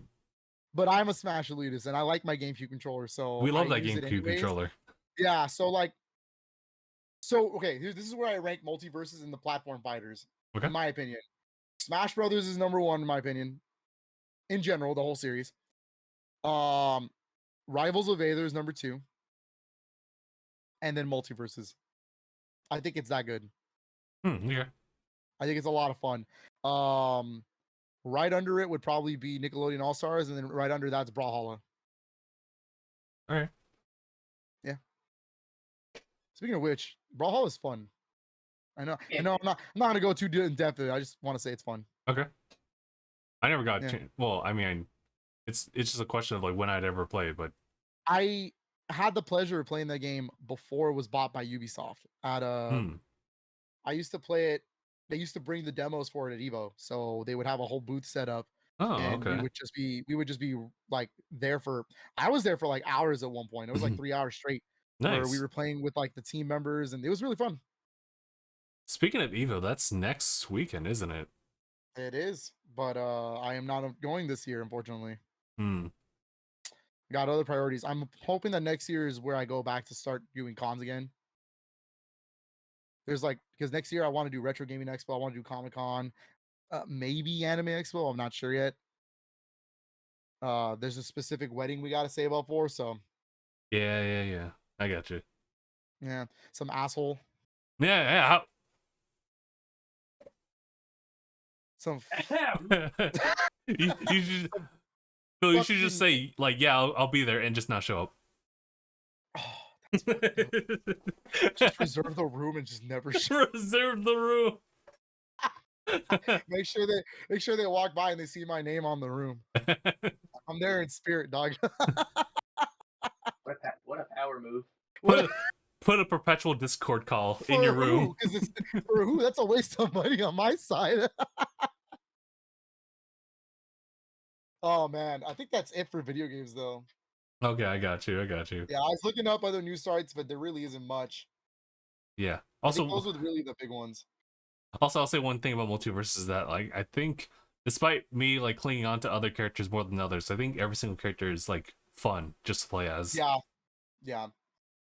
I have a little bit of gripes with Wonder Woman a bit, but I hear people like her, so I don't know. That might just be my play style. Yeah. You know, not every character can be for everybody. That's why there's multiple characters. Yep. And different classes are similar characters in the same class. Oh, I do want to bring up one thing about multiverses now that we're talking about that. I don't know how I feel about perks. We'll see how that goes. Yeah, it's kind of like a touch and go type of.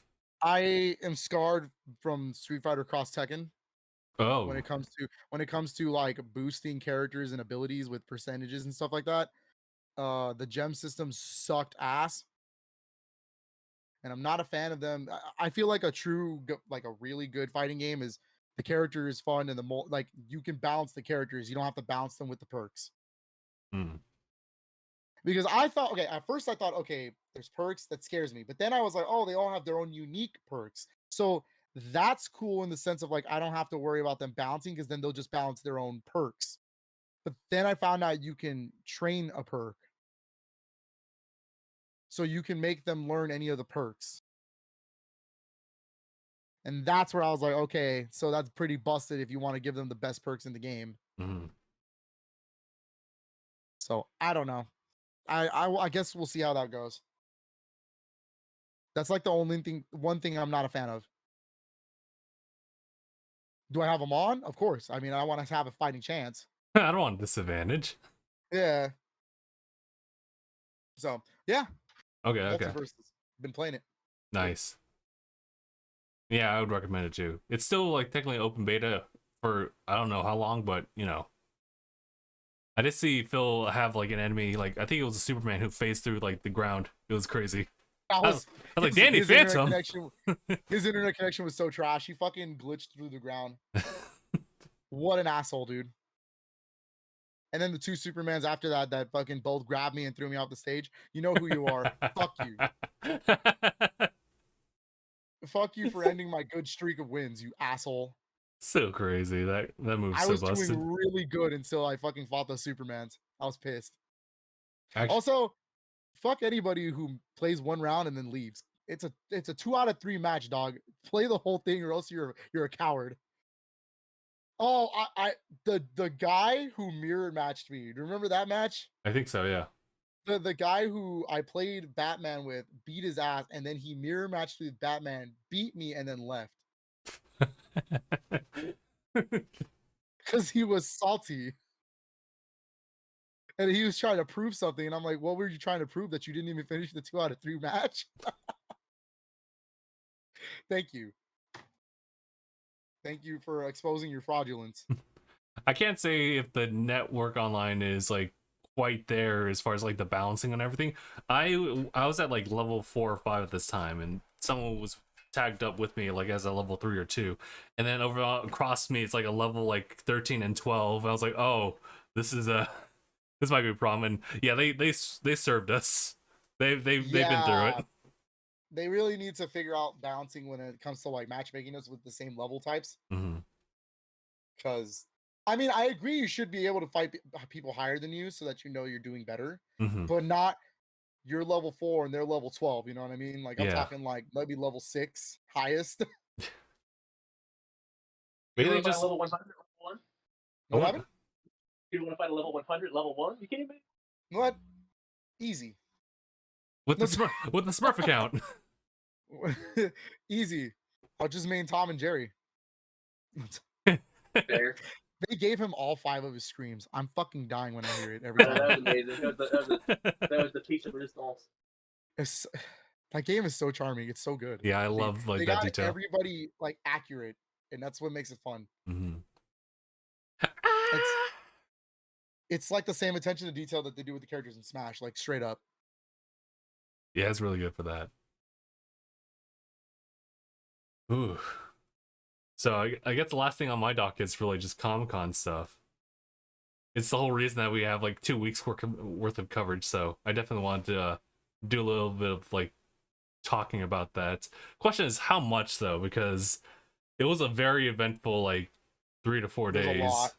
Yeah. I feel like we should at least get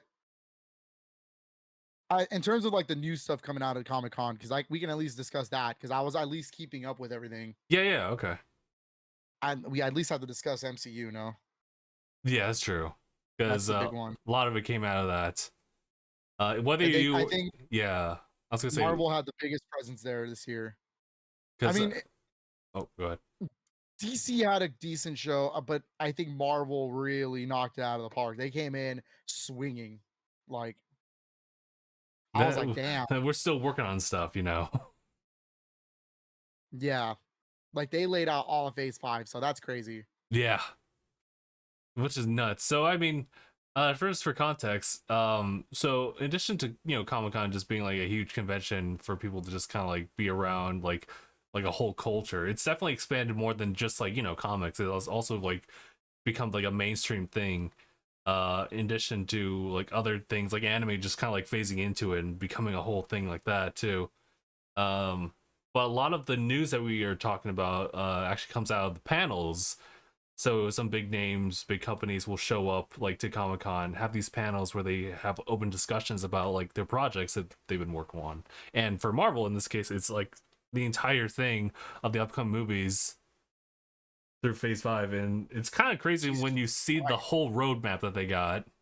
Like we've seen it before in like the prior like takes for Marvel's timeline, but we're now like jumping into a whole new like phase of like different and some returning like folks showing up, different names, people, so a lot more for people who are big Marvel heads to like recognize. For a lot of folks like me who don't really know that part of it, is all seeing this for like the first time.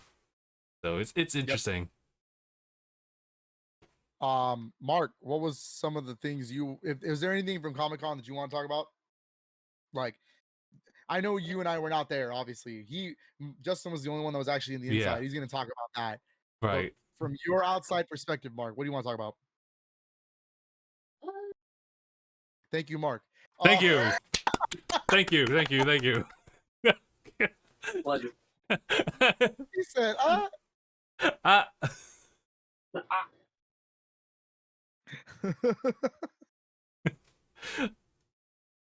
No. I'm kidding, Mark. Go ahead. Honest, I mean, because there was like honestly the only thing there's like I've been there for a couple of the game panels, like for Capcom and for Super. It's most of the stuff that I would have been there for. Ooh, yeah. I was okay. So the only thing they announced for Street Fighter was the classic costumes coming back, right? Yes. That was Basically, that was the big thing. They Yeah. announced classic costumes coming back for the retro characters. That's Mhm. cool. Luke and I forgot the other Jamie. guy's name. Luke and Jamie. Jamie. They have a street clothes instead. Like they have an alternate costume, which Right. is kind of weird because Luke. I know Luke is built for 6, right? But he's in 5. He is a playable character in 5. Why didn't you just give him his 5 outfit? I don't know. I was gonna Eh, say because well, no one likes that outfit. I'm just that's kidding. fair. Nobody likes that like that Logan Paul like looking at his outfit. Logan Paul. Anyways, Yeah, no. yeah. They only had 2 games at the booth though, right? It was Street Fighter 6 and Monster Hunter. Yeah. They That's cool. they only really had those like on display, and those were both like booths sections where people can just like walk into and just like start playing like a match, or in the Monster Hunter side quests. That's what's up. Yeah, no, it's the whole experience when you it's one of those things that, like in Comic Con there's a lot of things to do, and your experience will just vary like per person. So like for me personally, there was definitely years where I was like super hyper focused on like certain like panels and whatnot, or just stay in the exhibit hall. For me it was just kind of like a mixture of both, like whatever was available. So my particular approach was walking over to the convention center, picking out like the quick guys that they always offer off each year for batch holders, and they will list out like their entire like programmings from like Thursday through Sunday, and you just kind of like flip through and just see like what's happening during which like time frame. So Capcom had like 2 to 3 like things happening in the same like panel room within like an afternoon. So I was like, okay, cool, I'll see if I can like stick around for that, but it's totally up to you. There's a lot of walking. There's a lot of walking involved. I was about to say I'm pretty sure. I was pretty sore then. Like by day 2 I was like, oh, my ankle. I feel bad though. One of the people like in my group like had it really bad. Like something was happening to like her legs that she really couldn't walk, but she didn't have a badge, so it wasn't too big of a hit like as far as like missing out on all that kind of stuff. Plus you can you can pass your badge along to other people. Just don't tell them. Yeah. But there's a lot of stuff that happens outside as well. But of course that's it's walking involved, so That's what's up. but a lot of good places to eat, for sure. I am, from my personal experience, the crazy like wow factor in this one was just like my like living situations, because usually like I don't know, this is just like a mentality for a lot of folks, but when you get a group into like a convention for the first time, you usually want to just like all book everything together, just like maybe 2 beds, people sleep on the floors, and it's like, yeah, all right, that's fine, we're young, we can figure this out. And then Yeah, pretty much. later on within the years you're like, we're not gonna do that. So, and you know, a lot of people get busy over time, and so people were just coming in at different times, different days. And for me, and I think I had this finally established, my cousin first removed, we were pretty much like we're pretty much like booking things together. So we pretty much like had hopped from one hotel to another one, which was like both booked by like respective parties. And it was kind of crazy because a lot of it was unpredictable up until like last like Friday and Saturday, where we actually had like a fixated like point to like kind of stay at. But one of the alluring things about Comic-Con for me is just kind of checking out like the exhibit hall and just seeing all these different like vendors and like big names just show up and see like what are the free giveaways that they have or what's on sale. I've already kind of shown off all the stuff that I had like pretty much immediately once I came back home from Comic-Con, I showed off like all the Yep. cool stuff that I got. Got the storage bin Halo themed. I got this, what was it, Nendoroid? It's Kirby. Oh, It's the that's one. so cool. It's the one that like articulates too. So it's actually just a magnet. Ah! But you can like slap it on Oh, there. that means you can turn them into the official Dream Course Kirby or Canvas Curse. Yeah, give me a second. There. He did it. That's Here. all that matters. Oh my! That's amazing. I love it. I actually really love this figure. It was actually, turns out it got sold out over there. I was like, wow. Nendroids go fast. Like, that's crazy. I'm glad I got mine.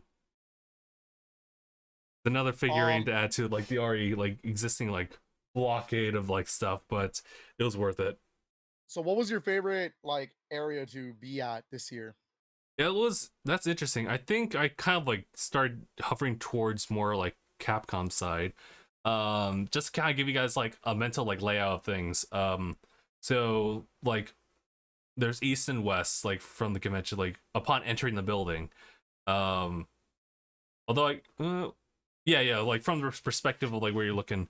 So when you look to your like right hand side, all the way down there, that's where Capcom is. Nintendo has like a whole thing there, but their presence like as far as the gaming stuff and like demos and what wasn't really existing as much. Moreover, like their collaboration with I don't think it was Lego. Actually, it could have been whatever like block company they've been working with. Like It was Lego. It was Lego. Yeah, Lego. So they had like a full framed like Bowser. And I think a lot of the takeaway for this Comic-Con was that there was a lot of photo ops. So this is one of those. So Nintendo was working on that. There was like this nano like block thing that was like right behind like that booth, and they had a bunch of like Nintendo themed just like little nano like blocks that you like assemble together. A lot of Pokemon ones. So I was like really tempted by that. But further down like in that area, there's like Capcom, and that's where it was weird because it wasn't really weird because they had a lot of like cabinets for like Street Fighter like 6, so it was a lot of opportunities for people to play. I was kind of like running around, so I could only just like simply observe all that. Limited Run was like nearby that booth, and they had a selection themselves, but there was a lot of games I would have been all over that booth. But that's just me. Well, not really actually, because I know most of it. Yeah, that was the thing. Like there was a lot. I think the only thing that was there that I was really big on was Blaster Master 03, and I already had that. So the other ones were like, well, I either had this or I probably would have tried to look for something like maybe like one of the distributed games I missed maybe. Mm-hmm. Like I don't know, there really isn't much I missed like that I didn't want. So that's cool though. Yeah. So I ended up not getting too many things. I only got like a few items in comparison to other years. Even the freebie stuff was kind of limited for me, but I just kind of liked walking around despite me like getting pain later on. It was just nice to kind of just be in that area after I guess 2 years of not going, and just seeing I miss cons. Yeah, like there was obviously the crowded side of it like doesn't like I don't really like that much about it, but just seeing everyone here and just kind of trying to get back to like a level of normalcy was really cool. And just seeing all the cool stuff really. I bought that Mega Man shirt. I really like that one. It was at this booth that was they've done collaborations with Capcom before. I was tempted by the Monster Hunter pins, but I was like, I really wanted this like Street Fighter 6 collab like with Chun-Li in San Diego. And I was like, that's really cool. Sold out. Fuck. Damn. There was also I also heard about these. There was these metal cards for Mega Man X. There's like 4 of them, if not 5 of them. Like with X, Zero, Axel, and there was one for Vile. And I was like, whoa, metal cards sold out. Vile? Oh, damn. I'm like, fuck. Oh, never mind. But I'll keep my eyes out for them next time. But that's really cool. Yeah, there's definitely those like limited edition like con exclusives. Keep your eyes out for. One You know what? A big entity like there, just part of the exhibit hall is actually like the Pop Funkos actually. So they've been there for like the past couple years, and they had a big presence here. They took up like a fair like percentage of like the entire exhibit hall to the point where Oh like they man. had a whole elaborated like you have to imagine like this is like inside this convention center, and they painted their area to make it look like a little like roadside like little town. I think it was called like Funkoville or something like that. That's Where really cool. but they have like a road like on the ground floor, and there's these different buildings on the side that have like different things to sell. Whether it just be like their figures, or I forget, was it called Loungefly? Like these little tiny backpack brands. Yeah. Yeah. So I thought that was That's a really cool. cool thing. I was gonna say I have a friend who's like really big into Funko Pop collecting. He would have probably like Yeah. been all over that. Yeah. The only downside is that like this is no exception for like last couple years, is that because of the demand is so crazy, you kind of need to have like this ticket that you like get like pre Comic-Con, just so like, Oof. Oof. or maybe it's one of those things where like you go to like the booth like and they'll give you like a ticket, and then like they'll tell, it gives you like a date and time for like the next day. God help me if they ever start making Nintendo Funko Pops. Yeah, but that was a lot of God fun. help me. So if you guys are ever down to do like Comic-Con or any other like convention that I'm not familiar with, like just let me know, and I'm all in. I'm super down to start planning for stuff next year for sure. Yeah, but I would love to go back to doing like Comic Con and Evo and Retro Gaming Expo and all that stuff. And also apologies, Ghost-san, I do see your chats here on stream. I will say there's only one downside, and is the fact that like, you know, despite us like going back into conventions and stuff like that, COVID is still a thing. So Yeah. I'm not sure if I got confirmation that like the same friend who had trouble like walking around, I don't know if she has it, but my brother definitely did. So Oof. it was unfortunate. So it's one of those things where like I would still heavily advise people, like I'm still okay. So that just means just continue to just wear the mask whenever you can possible, maybe except for like when you're eating or something like that. But yeah, it's still around, even if you are like clean. Yeah. Yeah. But vaccines do help a lot. Yes, they I'll tell do. you that now. Yeah, that's pretty much the TLDR. It was a lot of fun to just go back to that. You want to jump into the Marvel stuff then? Yes, let's do it. Oh, buddy. Oh, buddy. Let's do it in phases, right? Let's talk about the phases in general. Let's begin with this. Let's start with this. Let's do it in phases. I see what you did there. This guy. This guy literally unmuted just to tell me that and then muted himself back. What an asshole.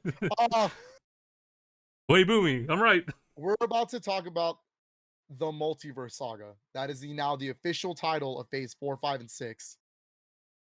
That's an interesting, bold statement to say, but it's happening, you know.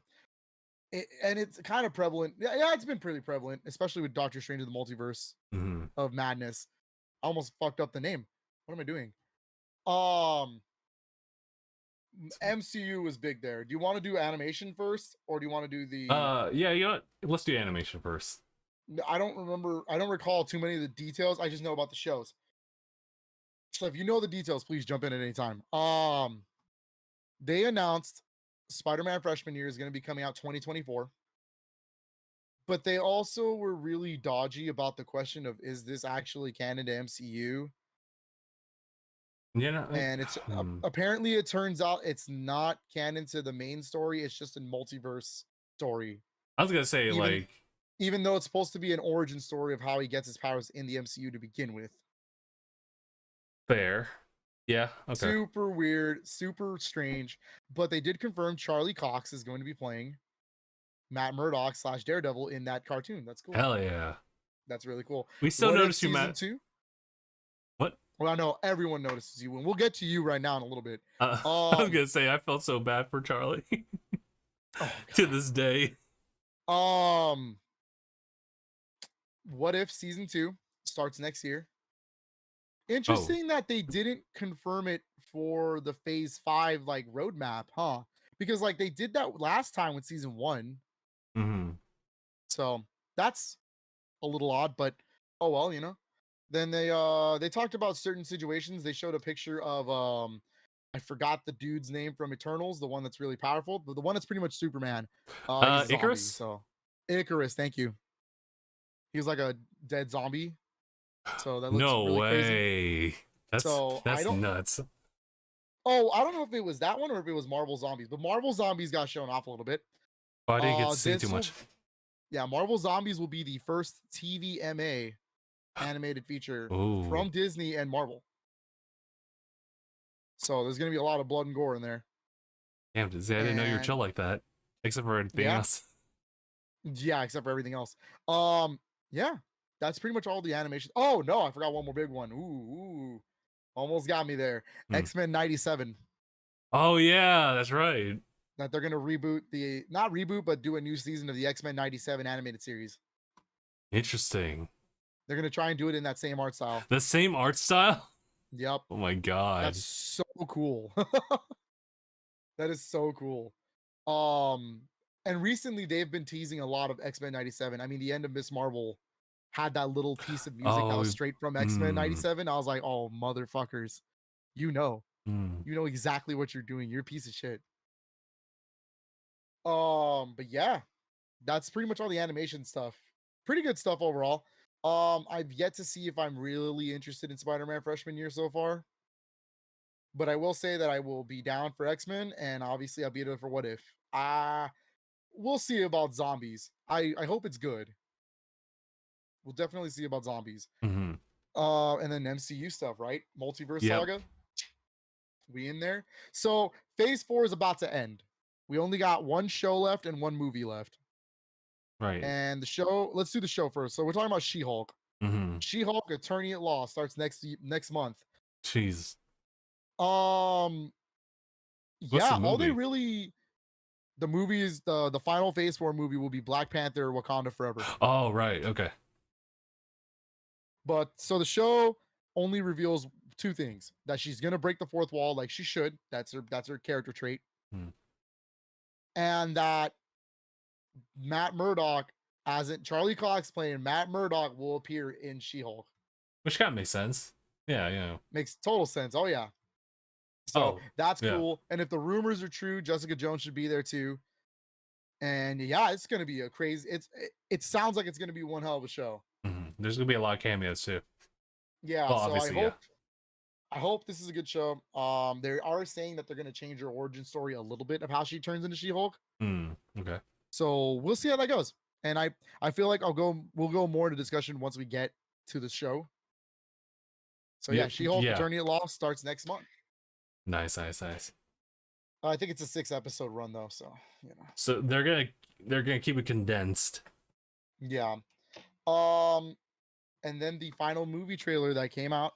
So they showed movie trailers for most of the Phase 5 stuff. They just didn't put it online. Mm-hmm. But the one they did put online was the end of Phase 4, and that is for Black Panther Wakanda Forever. My God, that trailer looks beautiful. Mm-hmm. So much stuff happening. There's so much stuff happening. We don't know much about it. There is the synopsis. So yeah, they're just gonna kill Namor. They're gonna kill off T'Challa. They already said it in the synopsis. Oh my God. It's just a matter of like how it's portrayed, how it's shown. Yeah. So all I'm also asking is for this movie to be respectful about it, and then we get to figure out who the new Black Panther is. Mm-hmm. My money is either on Shuri or the other girl played by Lupita Nyong'o. Don't remember her character's name, but one of the two. I'm assuming it's going to be one of the two. But yeah, that movie comes out in November, so my God, I'm ready. I'm ready to end Phase 4 and start up Phase 5. Let me get this roadmap going. I will say, as far as like the portrayal of like the passing of T'Challa, I'm not really too experienced with like circumstances like that, like like a franchise. But say what you will, I did watch Glee for a little bit, and this is during that time where Corey Monteith was still around. And if you guys don't know, he sadly passed away yes. during all that. So the way that they implement that into the story was to kind of, I wouldn't. This is kind of like inappropriate to say that they killed him like off screen, but it was during that phase where like they presented like his death as something that just simply happened. It was just a natural thing that they just did not really want to like try to develop anything narrative wise. It was just simply a passing. So I think in translations to like Wakanda Forever, I think they might do something similar where like T'Challa probably already passed due to just natural causes, and it's just about like Wakanda just picking up like the pieces left after in the midst of just like the whole other like conflicting aspect of the story. And yeah, Namor showing up and beating ass. So we'll see. We will see. Namor, this guy. Namor. But yeah, that's how Phil said it. Phil said Namor. Okay. Namor is Namor? Namor. It's Namor. Sorry, I'm not familiar with the character. I just like the way you said it. Namor. Namor. Namor. Yeah, that's gonna be phase 4. That's it. So without putting Black Panther Wakanda Forever, what is your favorite movie of phase 4 so far? Oh, movie, not show. Movie. We'll do show next. What was the beginning movie of phase 4? Black Widow. Black Widow? Oh. Well, that ain't it. Well, that ain't it. Oh shit. But well it's not bad. It's not bad. It's good. It would have been better if they did it earlier. I don't know if that would have helped it, but hey, good shot. I'm just saying it wasn't a bad movie. It wasn't. Definitely wasn't a bad movie. It just wasn't as good as it could have been. Your phase 4 movies are Black Widow, Shang-Chi and the Legend of the Ten Rings, Eternals, Spider-Man No Way Home, Doctor Strange and the Multiverse of Madness, Thor Love and Thunder, and then we're not counting Black Panther just yet. Yeah, it's gotta be. It has to be Spider-Man. For me, it's between Shang-Chi, Spider-Man. It's probably between Shang-Chi and Spider-Man. Thor is great, but it's definitely between Shang-Chi and Spider-Man. Thor is good, but it's not one of the top 3 phase 4 movies for me. Yeah. It's number 4, really. Like, it's number 4. Because my least favorite is Black Widow for sure. Sure. I actually think Eternals is pretty good. So right there, I had above it. Eternals was good, but I don't know if it would be to say it's the best. No, it's right there, right up. It's right above Black Widow for me. And then Thor Love and Thunder. Okay. So my top 3 would be Shang-Chi, number 3, Spider-Man No Way Home, number 2, and then my favorite's Doctor Strange and the Multiverse of Madness.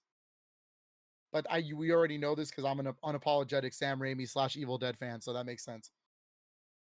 Dude, it's so hard because Shang-Chi was so fucking great. It's so good. It was so good. But the Spider-Man movie also incredible. Yeah. I think y'all are disrespecting Doctor Strange in here, and I can't handle that. Wait, pause. No, I really, really liked Doctor Strange. It's probably like in the top 3 out of those movies as well. In fact, like our favorites are probably like swapped in, like just like the same top 3, but like rearranged. I'll just swap them. Yeah. I think it's like Mark is saying Shang-Chi, you're saying Spider-Man, I'm saying Doctor Strange. I think all 3 of those we can agree were the top movies of this phase. They're all great for like different reasons. Yeah, exactly. All personal taste. Yeah, I think for me. Oh, go ahead. For Shang-Chi, just the action and the choreography is just unreal. Dude, that sick kung fu was so good. Not only that, just the way he used the rings in the final fight. I'm just like that. I feel bad for whoever had to do that. Whoever had to do that in the special effects, F. F in the chat for him because he had to work overtime. But it was good though. That movie's really good. Yeah. Black Panther. We'll come back to this topic once Black Panther's out.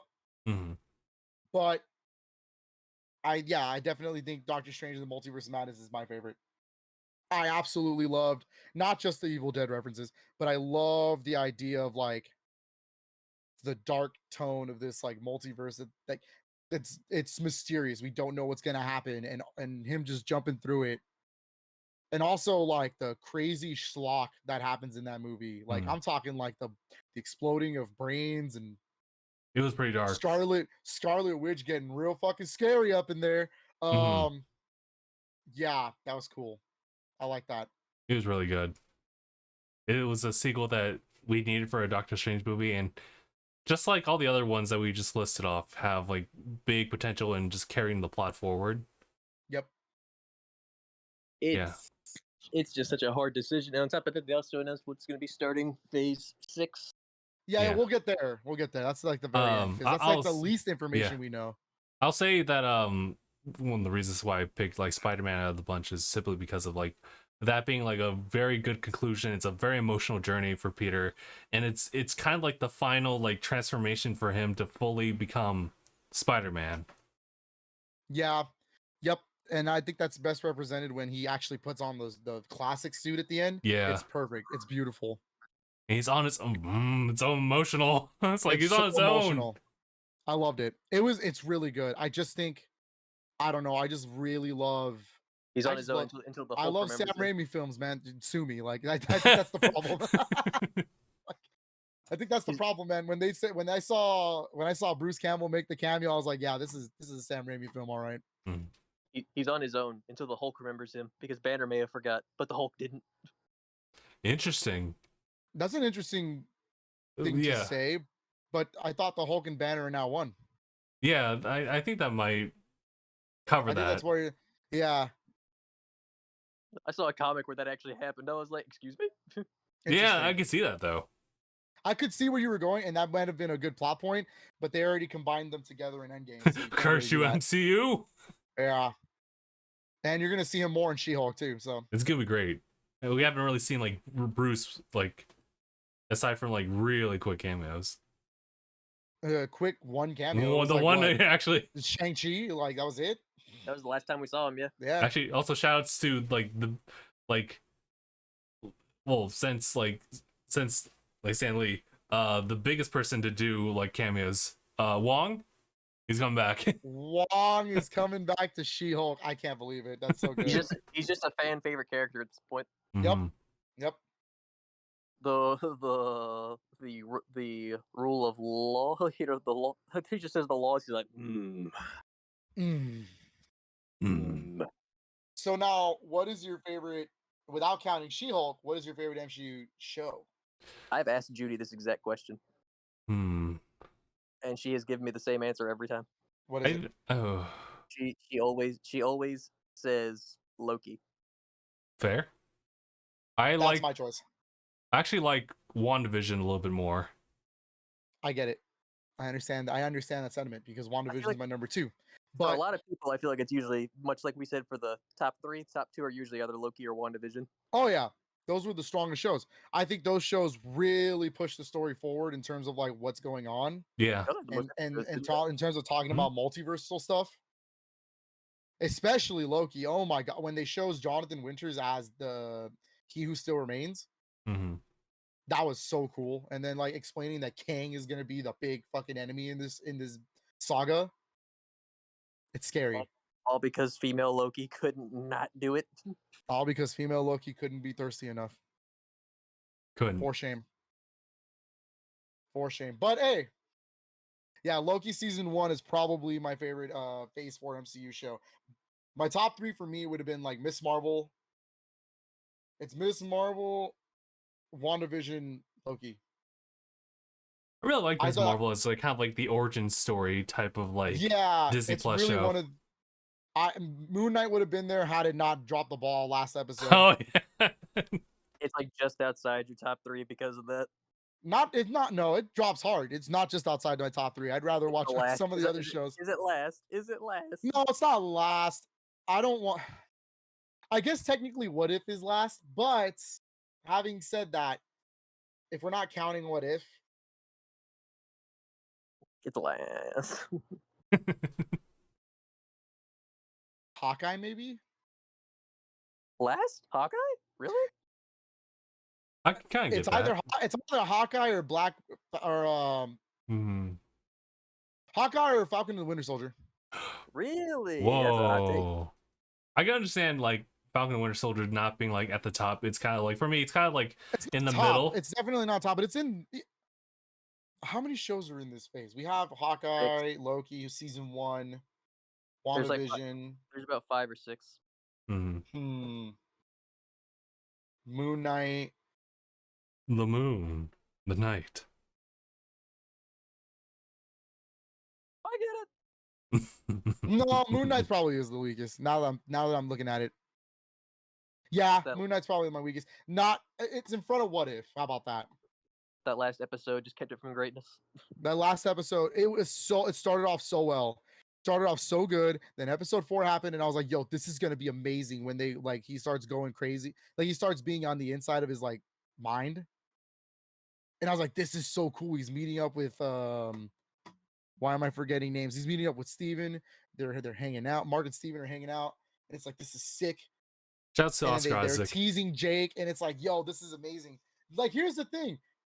It's not that they even did bad. They did really good with that show. I just feel like the ending does absolutely nothing. Fair. It does absolutely nothing to push the story. They said, hey, Moon Knight exists. That's pretty much what they said. Whether he's going to show up maybe in another project is yet to be seen, but as of right now, we have no idea. He was just a show. That's why I think it's the weakest. I feel like his newfound popularity is too good to squander. It's true. But yeah, it's probably why it's the weakest, but then the problem is I don't think any of the shows were necessarily bad. Oh, none of them are bad. Like for none of I them just are bad. think if I'm going to have to compare them, I just personal taste, I think Falcon and the Winter Soldier is probably after Moon Knight and then Hawkeye. Wait, Phil, how dare you insult Moon Knight when... Give me a moment. Give me a moment to get my lunchbox. When I got stickers of him. You son of a bitch. You got stickers. Oh my god. No, I think Miss Marvel's the best origin story though in this show. Hell, in the movies, really. Well, no, Shang-Chi is the best origin movie. Shang-Chi just slaps. Yeah, Shang-Chi just slaps. It's too good. No, yeah, I would say that Miss Marvel's the best origin MCU show. It's really good. It's very well paced. Nothing feels off. I guess the episode where they kind of talk about her past is a little off, but other than that, Yeah. Other than that, though, they pick it up right after. Mm-hmm. So it's good. Yeah, like I'd say overall, Miss Marvel was actually really good. It was really good. Like it had no right to be that good, and it ended up being really good. But yeah, Loki season 1's probably my favorite.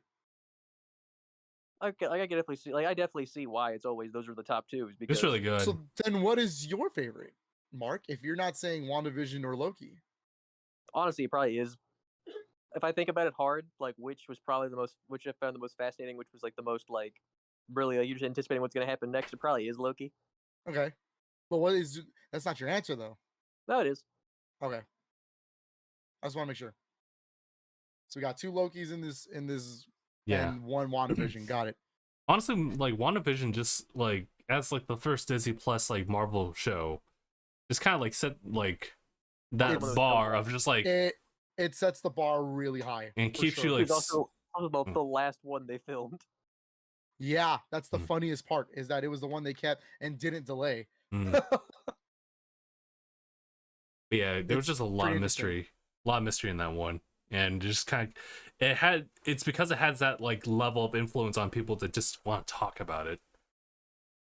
Yeah, Plus, I also feel like each show, like I said, each show is not bad, but I also feel like we also got to point out like what each show did give to the universe, which they also like a lot of them except Moon Knight gave something really huge. Yeah, that's true. yep. Because like if you look at even with Hawkeye, They gave us Kate Bishop and they gave us the Return to Kingpin they Yeah, gave it's us- true. Yeah. They gave and Echo. Echo, don't. Yeah, we got to talk about Echo in a minute, but Daredevil. They gave us Daredevil back into the MCU, Yup. and they gave us Echo. yep, the Hawkeye is very significant for that. I will not disagree with you. They also gave us a Then- dog. I'm always a fan. I just feel like my problem with Hawkeye is it wasn't enough Kingpin. I really wish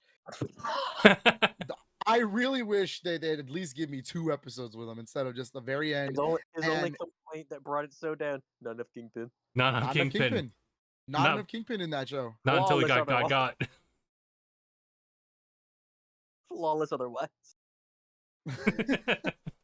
I wouldn't say flawless, but yeah, I guess so. Yeah, fuck it. Because I was like, you're like, oh, it's great.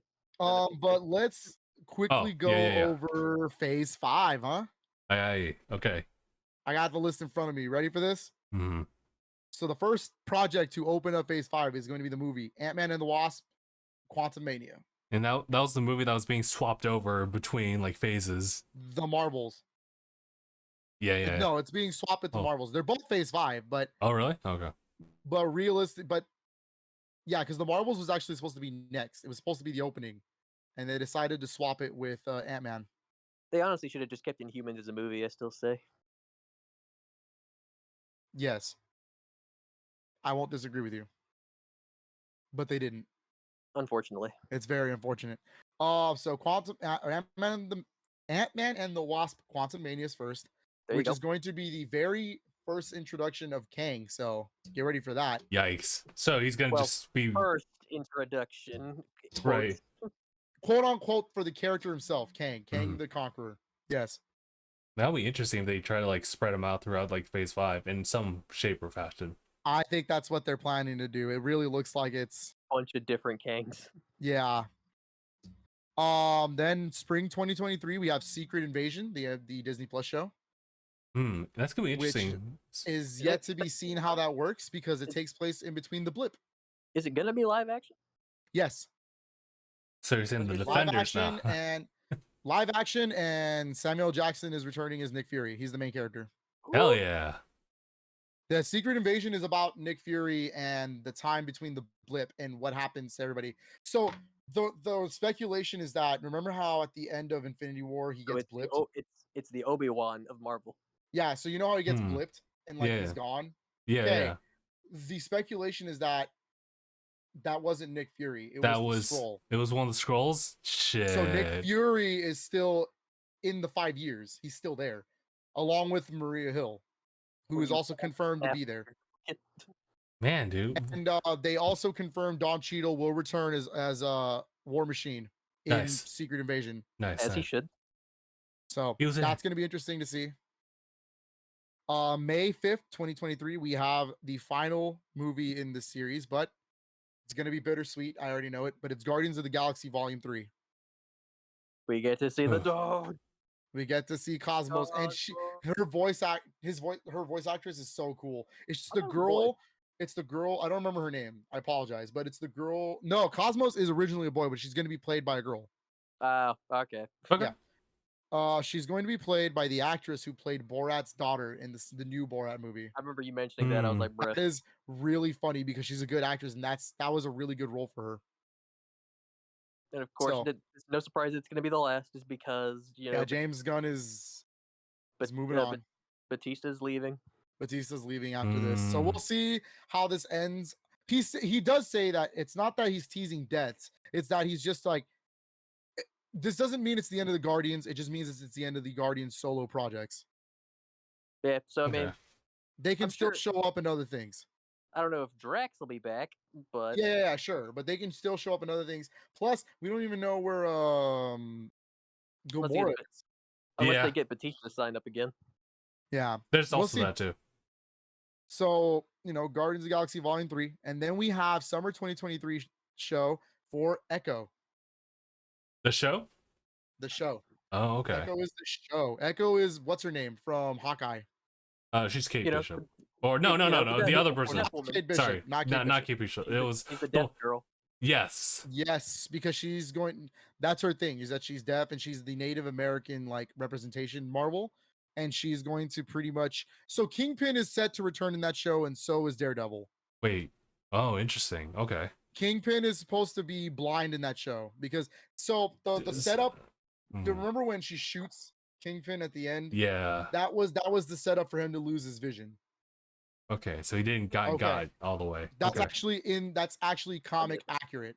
Interesting. Okay. Yes. So that's going to be a thing.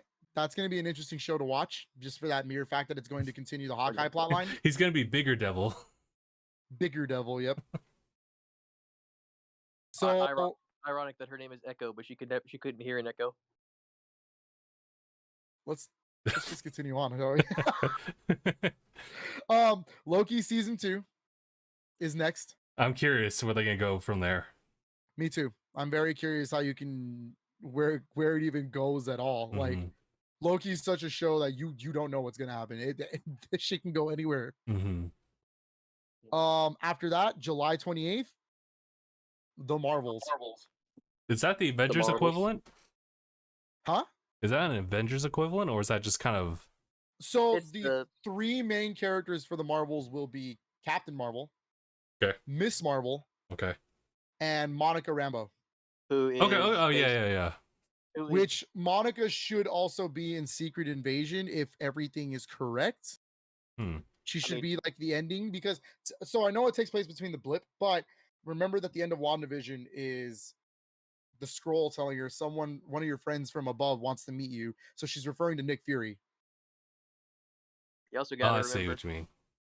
You also got to remember because Monica's character is based on the character from the comics who was technically Going to be Captain Marvel as well.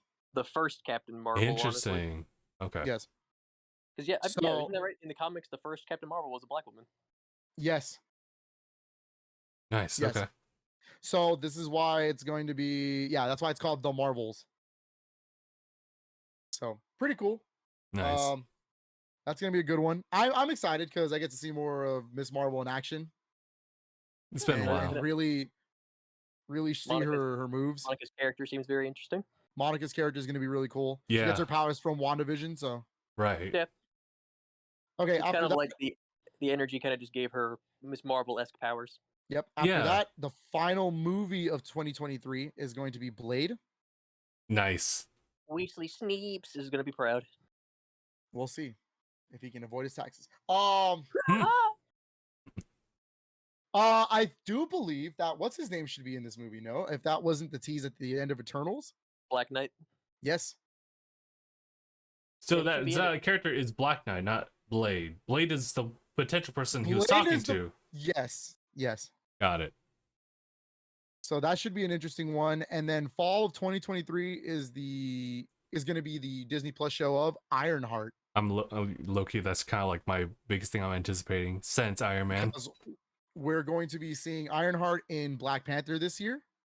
Oh, okay. Oh, yeah. Okay. That's where she's gonna originate from in the MCU. So gonna be very interesting to see this. Yes. She is a very recent addition, even in the comics. Yep. Nice. So and then the one unnecessary show, the one no one gives a shit about, but we'll find out anyways. Winter 2023 to 24. So I think they're gonna do it late December and then goes into 2024. Agatha, Coven of Chaos. I was surprised she Oh, got yeah. her own show. That All right, does. next. Yeah. If anything, it would answer the question of what happens following after Doctor Strange. Yeah, okay, maybe she becomes even more like powerful when she's trying to fight Scarlet Witch herself. We'll see. I don't know. Yeah, because it does. I don't know how It that makes works. me. Yeah, it makes me wonder about like that relationship. Now that the things in Doctor Strange happened. Yeah. Well, anyways. But anyway. But the big project, this is my favorite. This is the one I'm anticipating the most because it's going to be the longest MCU project of Phase 5. Nice.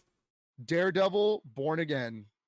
Yep, he's back. He gets his own show finally, and he will return. So will Kingpin, and it is an 18-episode run. Oh, Wow. Spring 2024. So we're going to be seeing that show and talking about it for a while. Mm-hmm. It's We just s- all the episodes that. It's just We all the see you, episodes that Netflix Charlie. made. Yep, it's gonna be so good. And then May 3rd of 2024, we're getting Captain America: New World Order.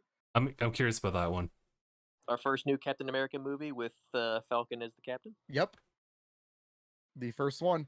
Gonna be. I'm curious about that movie too because of the next movie as well, and that is Thunderbolts. That is Oh, actually yeah. shown up here, or actually, maybe it's like shown up later. Oh, there it is. Thunderbolts will be ending Phase 5. It's very much the Marvel equivalent of Suicide Squad. Yep. It's Oh, a bunch yeah, of that's villains right. who are going to be good. Yeah, it's led by Zebo. So Oh, Zebo yeah. will be. That makes sense. Yep, he will be the main leader of that group. The question is who gets in, and I think that's where I forgot her name, Julia something, Don't quote me. She's from Seinfeld. The character that's been, Someone from Seinfeld. the Contessa that's been gathering the people for her group. I think that's what she's gathering it for. Hmm. I think she's got so based on that, like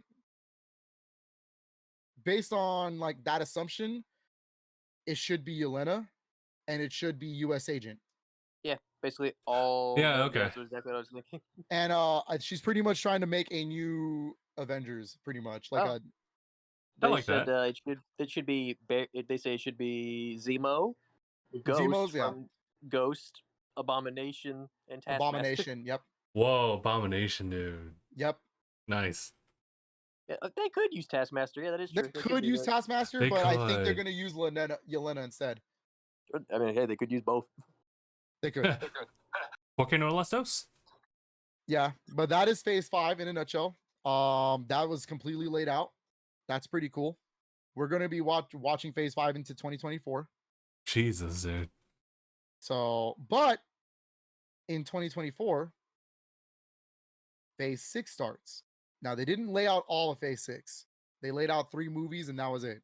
But we could take a good guess from the We can- first 3 we that we're can- gonna be getting. We can take a good guess of what these are.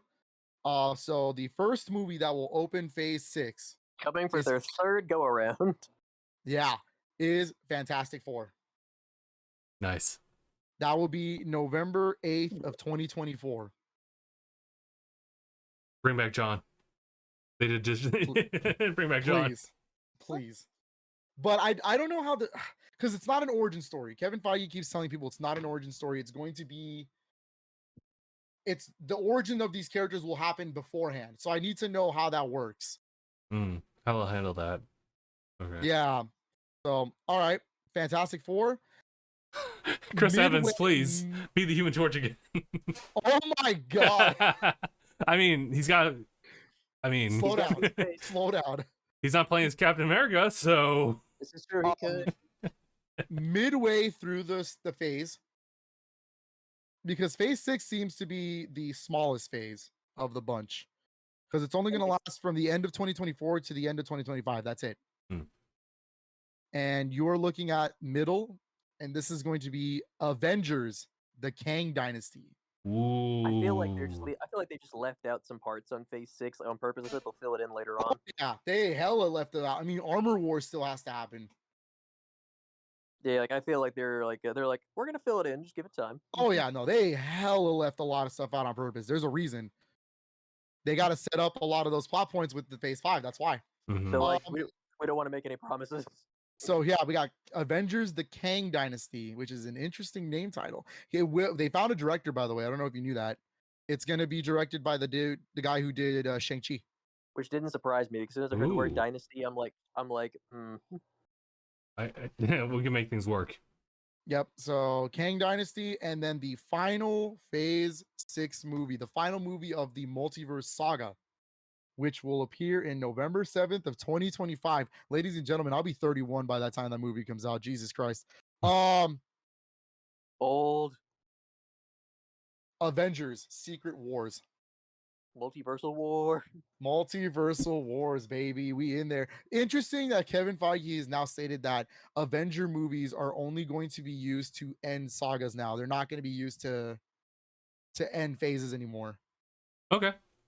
He Okay, thinks that that the reasoning is because we already have so many characters crossing over anyways into all these movie projects. Mhm. You're already pretty much getting an Avengers movie every time. The fact that there's 2 in 1 year, holy shit! Yep. That's 2 nice. in 1 year. Can you believe that shit? From May to November, that's not even that long. I think it's because it's another Infinity War / Endgame situation, right? Like Kang Dynasty's part 1, but Secret Wars is part 2. Hmm. I don't know, like as soon as I heard dynasty, like in my head, I hear dynasty, and I just feel that's a word very linked with Asian culture. That's why I thought when you said it was the director of Shang-Chi, I was like, that I makes got you. sense. No, well, they didn't have a director when they announced it at Comic-Con. That's the problem. They had to Then ask him afterwards because they were like, "Oh, we need someone." Hey, all I'm saying is, hey, eat regardless. It linked up. Yeah, it's gonna be really cool though. This is gonna be a really Wonder- big. I'm more excited for Phase 6, but the problem is I need to see how we get to Phase 6. Yeah. That's how I'm looking at it. And plus, the shows could add God A knows what. lot. The Mhm. shows could do a lot Like they could literally add in. Fuck, they could add in because Luke they can. Cage. They could add the Punisher, Jessica Well, Jones, Luke Cage is rumored for Thunderbolts. a new Iron Fist. Nice. You never know what's Nice. gonna happen. Yeah. Luke Cage is rumored for Thunderbolts, and apparently the rumors that they're not going to hire the same dude who did Iron Fist in the shows. Mm. That's It's what I'm gonna saying. be A new they're Iron Fist. they're gonna rehire everybody except for Iron Fist. That's what I'm hearing. Bruh. I mean, to Yeah. be Well, expected. Yeah. I'm expecting if Iron Fist comes back, it'll be from a different universe or something. We'll find out. Because here's the thing, I fully expect them to just go wild because it's the multiverse. They can literally do whatever the fuck they want. This is also That's true. true. That's true. I will say, But this is that kind of an off tangent thing, but Mark, you were saying something about us being older when we watched this. Do you remember when you were signing up for Multiverse for the first time and they asked about your age? And they had a good spectrum, but then there was one where it's over 22. Over 22. And I was you. hurt. Dude, it is so wild to think like how old we are watching these Marvel movies because like how old were you when Avengers 1 came out?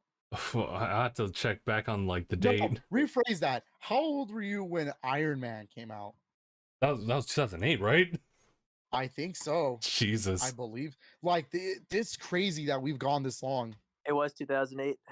Ooh, I do remember it because Happy was noting that exact date in Spider-Man. I was 12.